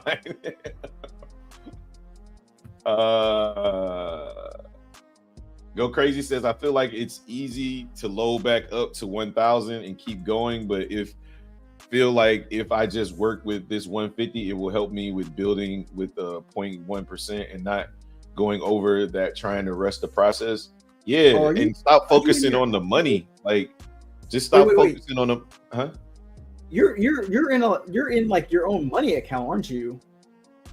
Yeah, I think he in his own money account, and that's another reason why you should not be worried about the money. Like, you are, just look at it like if I ever when I get into my live account, I'm gonna look at it like options, right? I'm gonna look at it like I'm putting $1,500 in here, and if I lose it all, it's fine. Like, I'm not even tripping, because with options is like you put 1,500 in, you know, if you don't put a stop loss, it's YOLO, baby, right? But I'm gonna focus on the trades, and I think that's what you should be focusing on and Go Crazy. Or maybe not put the whole 1,000 in, maybe just go to like a prop firm if you want to, right? I understand if you don't. Go to a prop firm and use their money, use their capital, but trade properly. I think what you need to be focusing on is the process. Right. Yeah. The process. Micaiah says we're gonna fly from here. Yeah, I think NQ's already gone. But yeah, I think ES is about to get busy too. Especially when you're using your own money too. Mm-hmm. Like, when you're using your own money, the emotion is like 1,000 times more elevated. Because I've traded with my own money before on futures. I remember. Like, it definitely is definitely a lot different. But I also was trading with small size still, but it was still my money, right? Like, Did you ever keep that money in there, or? No, I took it out. Oh, okay. But because it was just sitting there, and I was like, yeah, well, I'm trading funded accounts now, or trying to trade funded accounts, so there's no reason. But yeah, I think I'm gonna put this. I think when we file our taxes, I'm gonna put about 2K in and start trading my own live account as well, just with like 2 or 3 micros. And then see, like, that's not a bad idea either. Like, you know, just putting a little bit of money into the account, and then, you know, for me, I think if I was gonna put money into a live account, I'd put $500 into a live account, and I would just trade like you said, like probably 2 micros max. Yeah. And just see if I can't grow it. And I would only, you know, I would be looking to take the same type of trades I'm taking now, but, you know, just on there. And then just again focusing on managing my emotions, you know. Yep. Because the way I'm looking at it, like, I think when Go Crazy, I got you. I figured you were in your own money, but I just look at it like, when you're trading your own money, you should definitely you should have a set amount of rules to follow, for sure, right? I mean, you should have that in a prop firm account as well, but I think when you're trading your own money, it just makes more sense. Let me make sure I'm not in my account because I'm in a full mini. Okay, yeah, paper trading. Okay, I just want to make sure. I'm like, hold on, let me double check. Yeah, I guess when you got that yellow stop loss, you can see you're in your paper trading account. But yeah, man, this is slow price action. They're lowering people to sleep because they want people to walk away. They want people to not be here when this market goes ape crap, right? Like I think this market is about to go ape crap because the VIX is just looking real juicy. I'll say that. We've been sitting in demand all day long. Last time we sat in demand all day, we ended up getting this aggressive push toward like 11, 12 o'clock. And we're approaching that time frame now, so we'll see what happens. Tesla's got earnings this week as well. Yeah, it's like a large seller's stepping into this tape here, trying to sell the market back down. They've been trying to sell, and I just think people are just buying and selling, just moving into positions. That's why I'm like, I'm gonna start Mondays off with a paper trade account first, because this is crazy.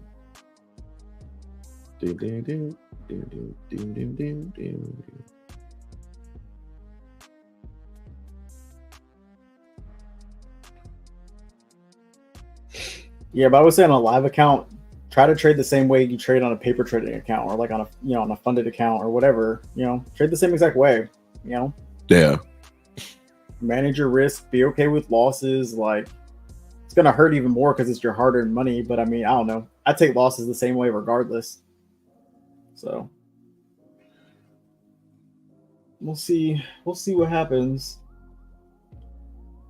This is horrible. It's just funny because like the stocks are doing completely different things from each other. Like, I don't know. It is what it is. I swear, like I get up like 30, 40, 50 bucks and then it just reverses on me and it takes me out and then just to go up just a little bit higher. But again, this is a lot of selling going in right now. A lot of selling. So I like this. Valdez say he just got his new express funded info now.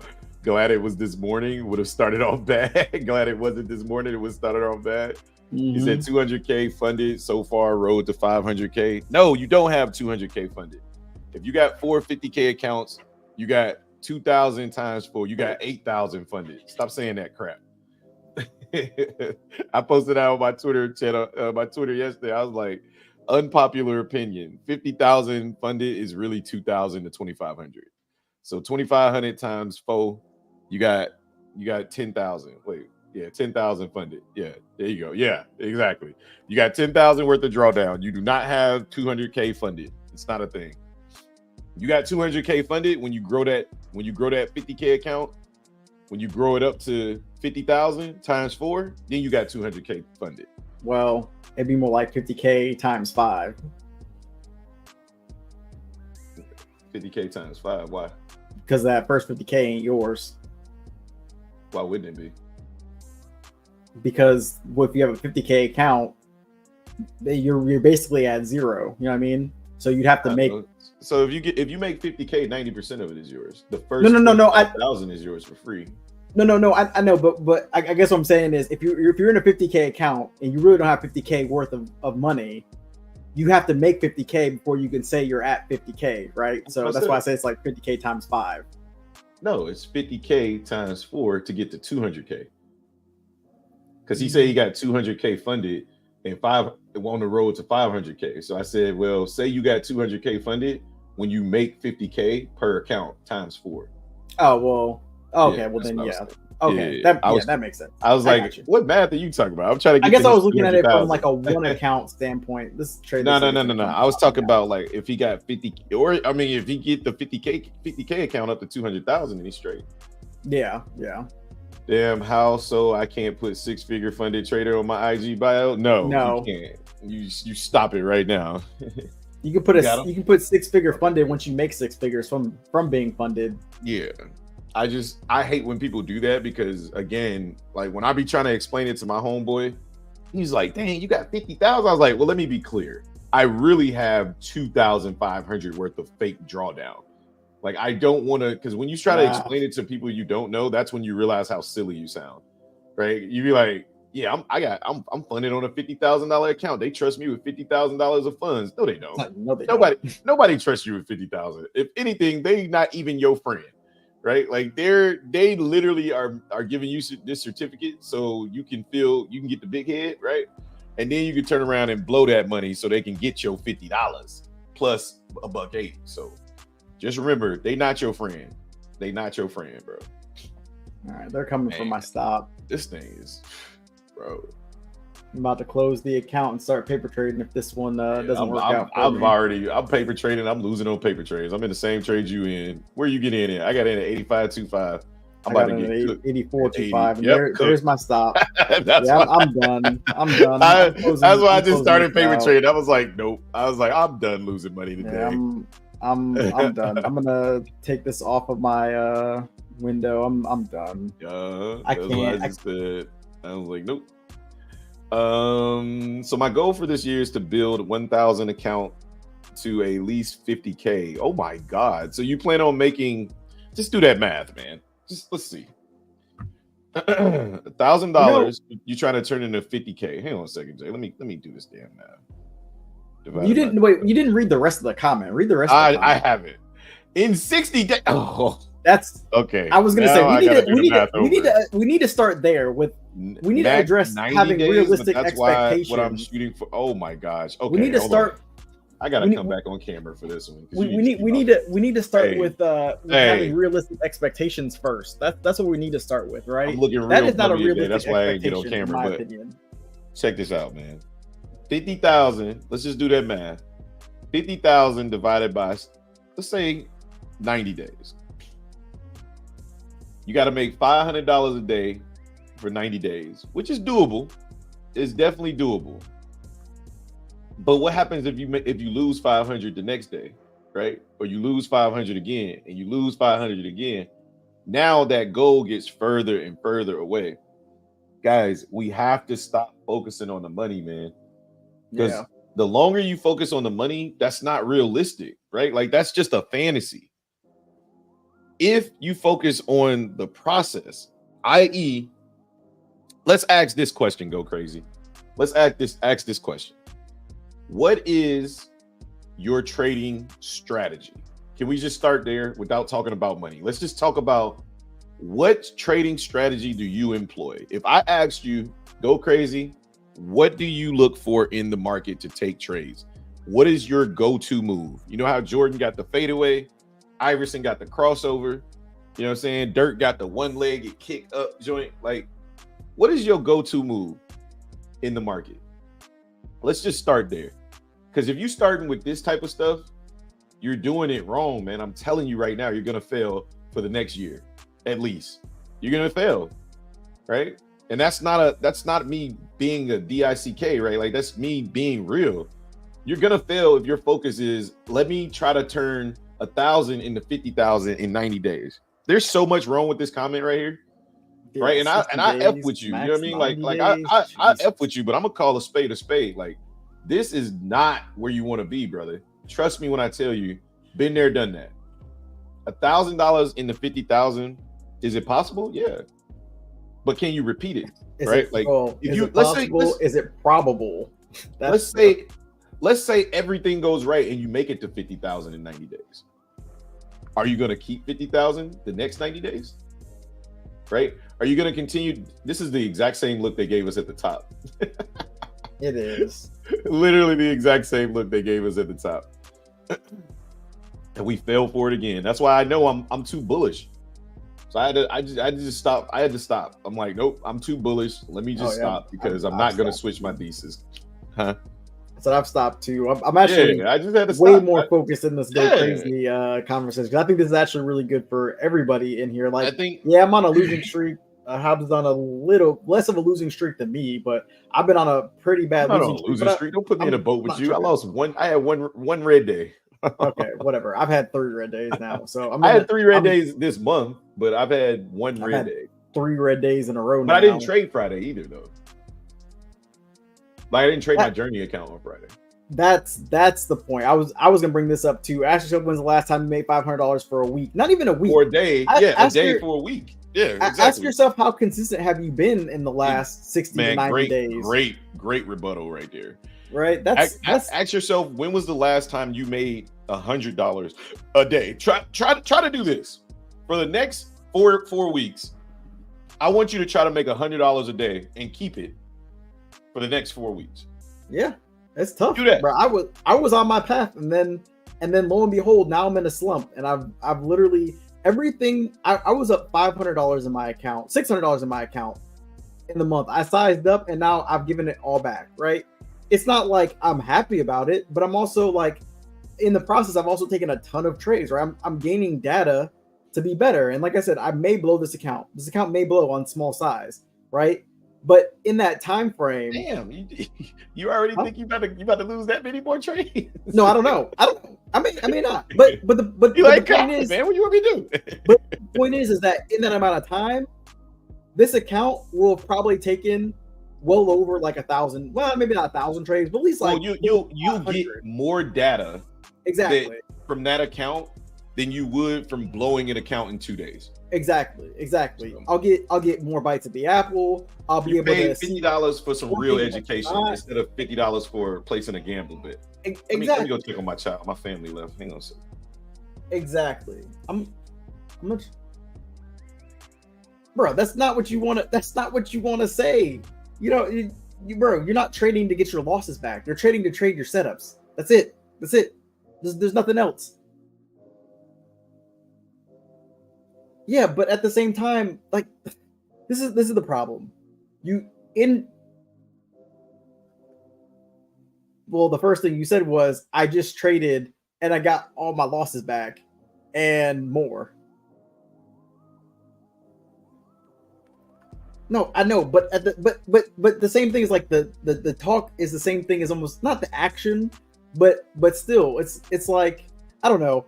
I've just gotten to the point now where like the money truly isn't the product anymore. Like, the product is my trading. Like, I can say I have red days. Huh? No, I'm not saying that, but I guess when you come in and the first thing you say, well, hold. No, I guess the first thing when I hear, oh, I just got all my losses back plus some, I think, well, damn, what'd you do to get all your losses back plus some? You know what I mean? Like, how many trades were you taking to do that? You know what I mean? Huh? Oh, well, then that's good then. Well, I mean, I wait, can I? Well, let me say this. What I'll say is this: I don't care about the number of trades. What I care is that you have a max loss, right? And you follow the plan. Because sometimes I just took 8 trades. Am I gonna go and knock myself for taking 8 trades? No, I managed my risk in all of those 8 trades, and within 8 trades, I still didn't hit my max loss, right?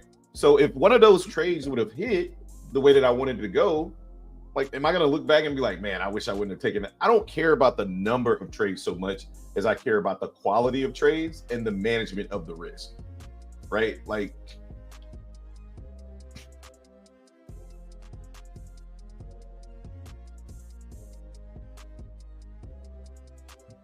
InQ had definitely a much clearer picture to go short today.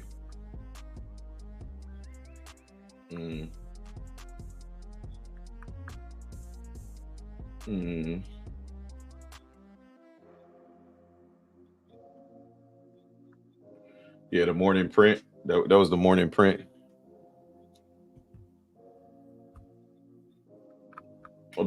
Based off the daily. When you say,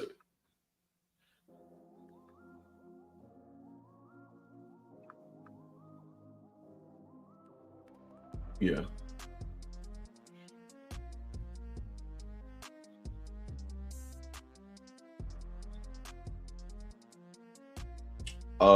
Oh, you're the very bottom. Yes. Okay.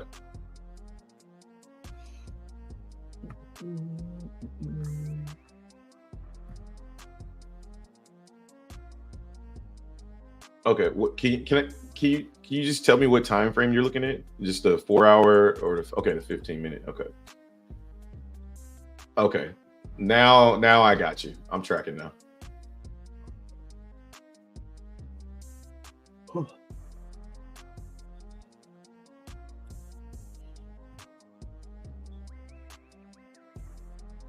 Mm-hmm. Yeah. Now, this is your most recent trade, right? Okay. So, yeah. So, on for me, I 100% agree with that trade. I think that you, and that's, to me, that's all I care about, right? Like, I don't care what number trade this was. I care about, like, was your risk managed, right? Um, did you have a plan, right? Which you did, right? Did you enter properly? Yes. Right? Like, if I wanted to go back into the market right now, I would be teeter-tottering on breaking my rules, not because the number of trades that I'm taking, because that's not one of my rules, right? I would be teeter-tottering on breaking one of my rules because I would be getting close to my max loss if I take another loss. That's why I walked away. Like, I didn't walk away because one, I was obviously on the wrong side of the market, right? So I'm glad I walked away. But I also walked away because I had hit close to my max loss, which is 320 on the day, right? So, like, however I get there, like, that doesn't really bother me as much because I know I'm gonna cut trades that I don't like anyway for small losses. And then I might cut them for small wins. And then that kind of evens out to my max loss, right? So if I cut a loss, you know, if I cut a small loss, or right, and like that's my fourth trade, but I'm only down $60 on the day. Am I gonna walk away from the market just because I took 4 trades? No. I might take a break, but I'm not going to walk away from work. Mm-hmm.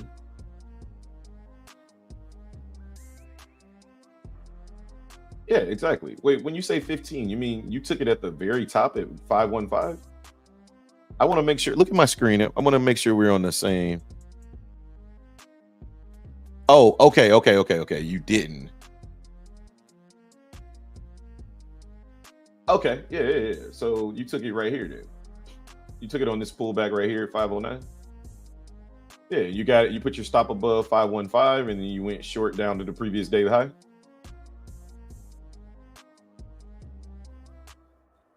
Okay. I would just,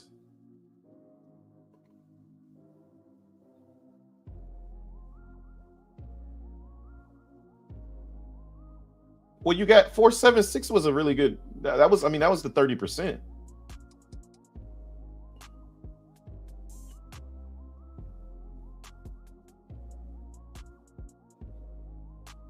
Yeah, yeah.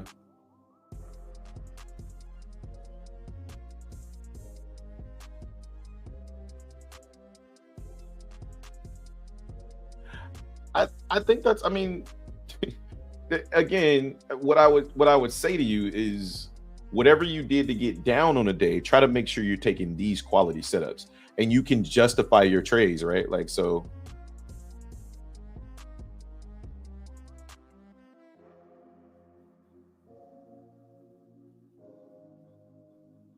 Hmm. Hmm. Okay.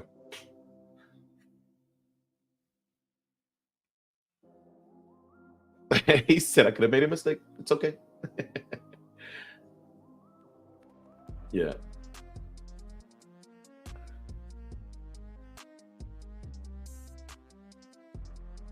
Wait, how do you get out then? You hit sell or okay. Okay. Okay, baby. I'll get him dressed now. Okay.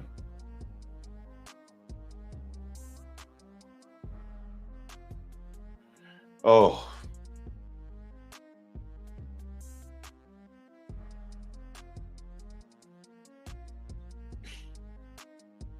yeah. Okay. Give give me stand by for 1 second, brother. Um, okay. Go crazy ENT says, my fault, guys. I had to leave the screen for a sec, but I mostly look for breakouts. I think that's a recipe for disaster as well, right? Because think about what the market's doing on a breakout, right? And again, I'm not knocking you, bro. Like, do whatever you want. You ain't gotta listen to me, but we having a conversation. So think about what the market's doing in regards to market structure when you trade a breakout, right? When the market goes up, okay? Here, let me just share my screen 1 second. I'll show you guys. I'll show you what I mean. I hope you're still here. 1 second. Let me share this screen. All right, so think about this for a second, what you just said. You said, so I mostly trade breakouts. Now, if you understand anything about market structure, let's say you got this, right? This is your high, this is your low, okay? We're looking like this. And the market's doing this type of thing, right? Where it's coming up, it's going up, making a higher high, right? It's going up just like that, making a higher high, just like that. Okay. That is an uptrend, okay? You said that you like to trade breakouts. So that means the market broke out right here, right? We'll make this a little colorful. Right? The market broke out again right here. And the market broke out again right here, okay? The one thing all of these areas have in common, right? This area where you look to long the market, right? You look to long the market here, right? Here. The one thing that they all have in common is that you're doing exactly what the market's baiting you into, which means that every time you trade a breakout, 90% of the time, except for these last couple of weeks where the market's been crazy bullish, which you probably made a ton of money in the last couple of weeks, but it's not sustainable. Every time the market breaks out, 90% of the time, it's going to come back and retest the high or the low that caused the breakout, right? And vice versa on a downtrend, right? If we start coming down, right, we get this big, amazing push. We come back up and then we fail to make a higher high. We start coming down. We're going to come back up and test that high, start coming down lower, right? And vice versa, all the way down, right? I know my drawings suck, but don't at me, bro. If you're a breakout trader, the chances of you getting stopped out because you bought the breakout here, you bought the breakout here and here, the chances of you getting stopped out increase significantly because you're playing right into the market structure that puts you in a situation where I bet my bottom dollar that the majority of the time you're in the right direction, you're buying price and you're in profit for a little bit, and then you end up cutting your trade because the market aggressively reverses on you, only for you to cut your trade and watch the market break out from the low that caused the high and goes right in your correct direction. I guarantee that's what's happening to you, because when breakouts work, you can be extremely profitable, right?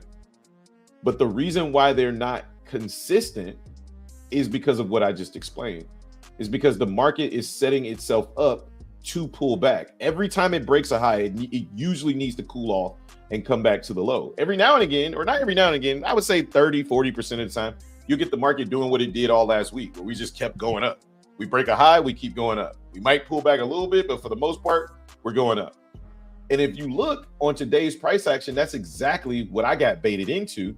I wouldn't say baited because I got a great entry, right? On the uptrend, right?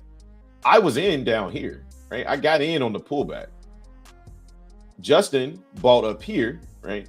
He got stopped out here. He acknowledged, yeah, dang, I wish I would have got a better entry. I waited for the pullback and I got in on the pullback. We did this. We came back to my entry, pushed back up, and then we just flattened out. I should have maybe moved my stop up to here, but I wanted to get price to go up here, right? It just didn't work out. My thesis, everything about my trade I loved. I was up in the trade.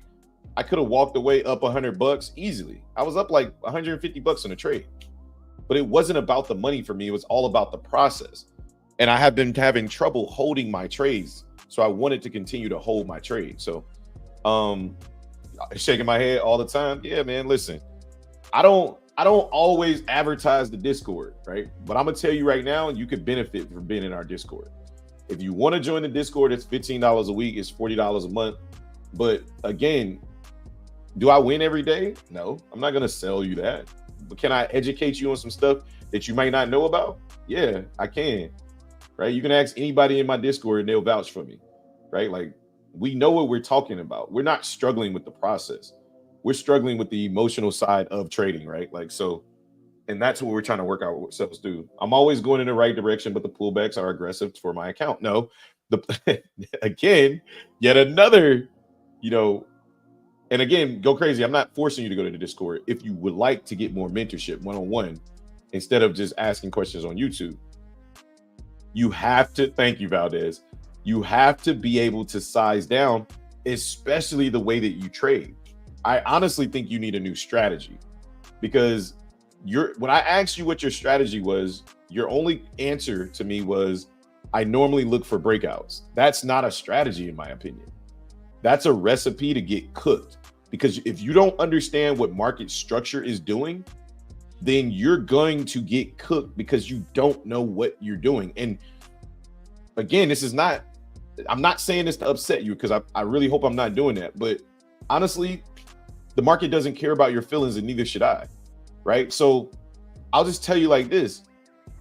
If you don't understand the basis of how the market moves, playing breakouts, I'm telling you, man, it is a recipe for disaster. And you may not figure it out this year, right? Or this today. But eventually, as this market starts to look more and more like what we're seeing today, right? Then you're gonna realize, man, I need a real strategy. Breakouts are not a real strategy. Can you make money? Yes, you can make money on anything in this market. And I'm not gonna say breakouts aren't a real strategy. Let me rephrase myself. People that play breakouts incorrectly will lose majority of the time. It's just, if you're playing breakouts and you don't understand market structure, I don't know what strategy you could use where a breakout would be like the strategy to use.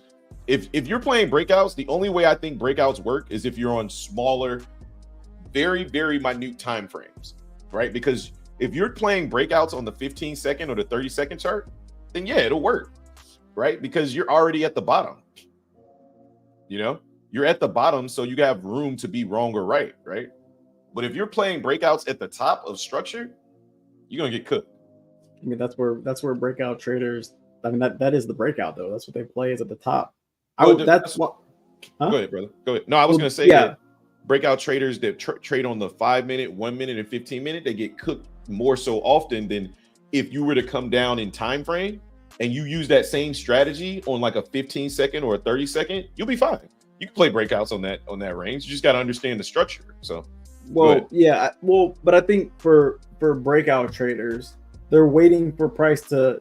They're waiting for in my opinion, to be a successful breakout trader. For one, I think you need the tape, like either level 2 time and sales or bookmap, because you have to be able to. There's certain things you have to be able to see. Like you have to see volume and volatility be picking up in the market, telling you that breakout is actually true. Because a lot of times what ends up happening is we'll go up to a price, the candlestick will break the high, and it'll look like we want to break out, but then you get in, and the next thing you know, price reverses on you as soon as you get in, because it wasn't a true breakout, it was a fake out. I think really, I mean, I don't have the statistic, but I would say roughly about 80 to 90% of the time, breakouts are just fake outs, right? You get faked out, and then you end up getting dunked on, right? And the only thing that I could say, because I struggle with breakouts a lot if I do want to play a breakout, and that my age-old thing is like, if I'm going to play a breakout, there has to either be two conditions. I either have to get in before the breakout happens. That way I'm giving myself enough room for error in case the breakout is a fake out. I can get out for a really small loss or break even, or I can allow the breakout to happen and wait for the retest and play a retest of the breakout, right? And then that's what I tried to do today, right? I tried to play the breakout, right? I had my level of a breakout. We broke out. I went to go play the retest, and I just didn't give myself enough room and got caught. And then, we continued, but we didn't go any further, right? So that would be the strategy if I'm trying to play a breakout. But I would much rather get the reversal, because most of the time those breakout traders get trapped in the breakout and it reverses, and then I get a much better trade, right? That's why I like trading reversals a lot better, because what a lot of people do is they'll say, okay, they'll take pre-market high and they'll take pre-market low, right? So they'll take this and they'll take let's say they'll take they won't take they'll take when the market opened up for the session. So like let's say they'll take like 4 o'clock, right? When the stock market was actually open, right? And what they'll do is they'll say, okay, when price breaks above this level, I'm getting long. They get long, they don't take profit. Maybe they get stopped out here. Maybe they try to re-enter, they get stopped out again. And then they're like, okay, well, I don't want to get short here because I already missed my short entry up here. So I'm going to get short down here. Price breaks out, they get short, and then they get stopped out on the breakdown to the upside or to the downside. And price is literally just in a range now, right? Where the breakout to the downside didn't work out and the breakout to the upside didn't work. And then they're just sitting here like, man, like, what am I doing, right? Like, I just lost 5 trades. And I mean, granted, my trades didn't work out neither, but I was also trying to reverse the market somewhere relatively near the lows of where price was at, right? I just was getting bad entries of my own accord. Like, I was the one messing up. It is what it is. But my point being is that had you just tried to short this, you could have shorted this all the way down to here, or all the way down to here, let's say, where the value area low is, and that'd have been a good short, right? It just wasn't the short for me. You could have longed the market down here, and then you could have taken profit up here. Maybe you don't get stopped out here, and maybe you take it up here, and that's still a good trade, right? Much better trades than trying to short the market for the continuation.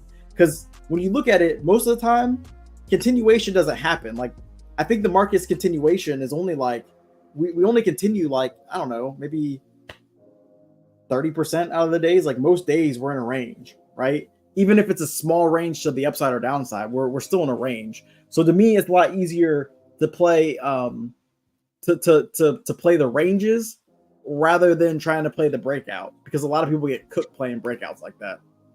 Yeah, I think to answer your question about the 1 minute time frame, I think none of those time frames matter if you don't have an understanding of market structure. It's not the time frame, right? Like, because I could trade, right? Like I could trade the 1 minute, I could trade the 30 minute, but if I don't understand like how the market moves, then I'm gonna get cooked regardless, right? Today, this is what I was looking for. I'm gonna show you guys exactly why I lost today and what I missed, right? And I'll usually go over this with my Discord, but I'm gonna go over here with you guys because I got a little time. I'm gonna leave after this. I gotta go get showered and stuff to take care. I'm gonna leave too. I got work to do. But what I missed today, what I normally see is I like an uptrend, right? Which is what we got, right? A nice consolidation. This is what made me bullish thesis, right? We got aggressive sell-off, but we held this low right here. Once I saw a break above this high, it made me bullish if we could pull back into this low to go back up higher, right? Okay, this is ES. We pull back into this low. I got long, right? The market ripped. I made money. I did not take the profit, but I was aiming for something much higher. The market aggressively ripped down. Then I got back in on the pullback, something, I don't know. I took like 5 trades in here, but my point is this. I'm not upset with the trade because I followed my trading plan. I followed the market structure, right? What the market, if you don't understand why this is a good bullish, potential bullish reversal area, then you're going to get cooked whether you're on the 1 minute, the 30 minute, or the 1 hour, right? Because you're looking for price, you're looking for the momentum to start. I'm looking for areas to hit, right? So right now, my next area, if I was trading today, which I'm not, but if I was looking to trade, I would be looking to trade right here. Why? Because this is an area where buyers once were, right? And I'm curious to see because this was the 2 hour time frame. I'm curious to see what happens when these buyers get tested. When this old buyers come into the market, what are we going to do? What is price going to do? If you heard me say, I'm not touching this unless we come to 48.74 again, right? That's the only way I would even think about opening my account. I'm still not going to do it, but that's what I would be looking to do. Your problem is that you don't have a trading plan, right? You can't see my screen. What are you talking about, Justin? I switched over for him when he was talking. Yeah, no, I wasn't. I Yeah. never switched my screen back over when I was talking about the break. Oh, okay, yeah, my bad. Yeah. I switched it over in the middle of you talking when I saw that you hadn't switched it over. But the 30-minute anyway, I don't have more time. Look, if you go crazy, if anybody wants to join the Discord, join the Discord. Again, we talk about this stuff every day.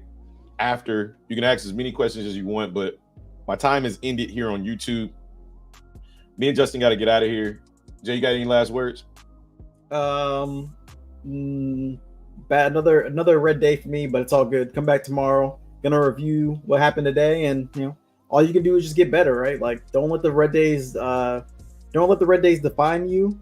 If as long as you learn something from them, then they're not truly red. So that's all I got. And remember, red days in a funded account that's not funded is a $50 lesson. Or $37 lesson. That's all it is, right? And don't get discouraged. Learn to deal with them and learn to be better. All I'll say is this: tomorrow's another day. Don't go into this market and try to get wrecked. I'll holler at y'all later, man. Trader Shop, T Hobbs, J Seals, we out. Peace.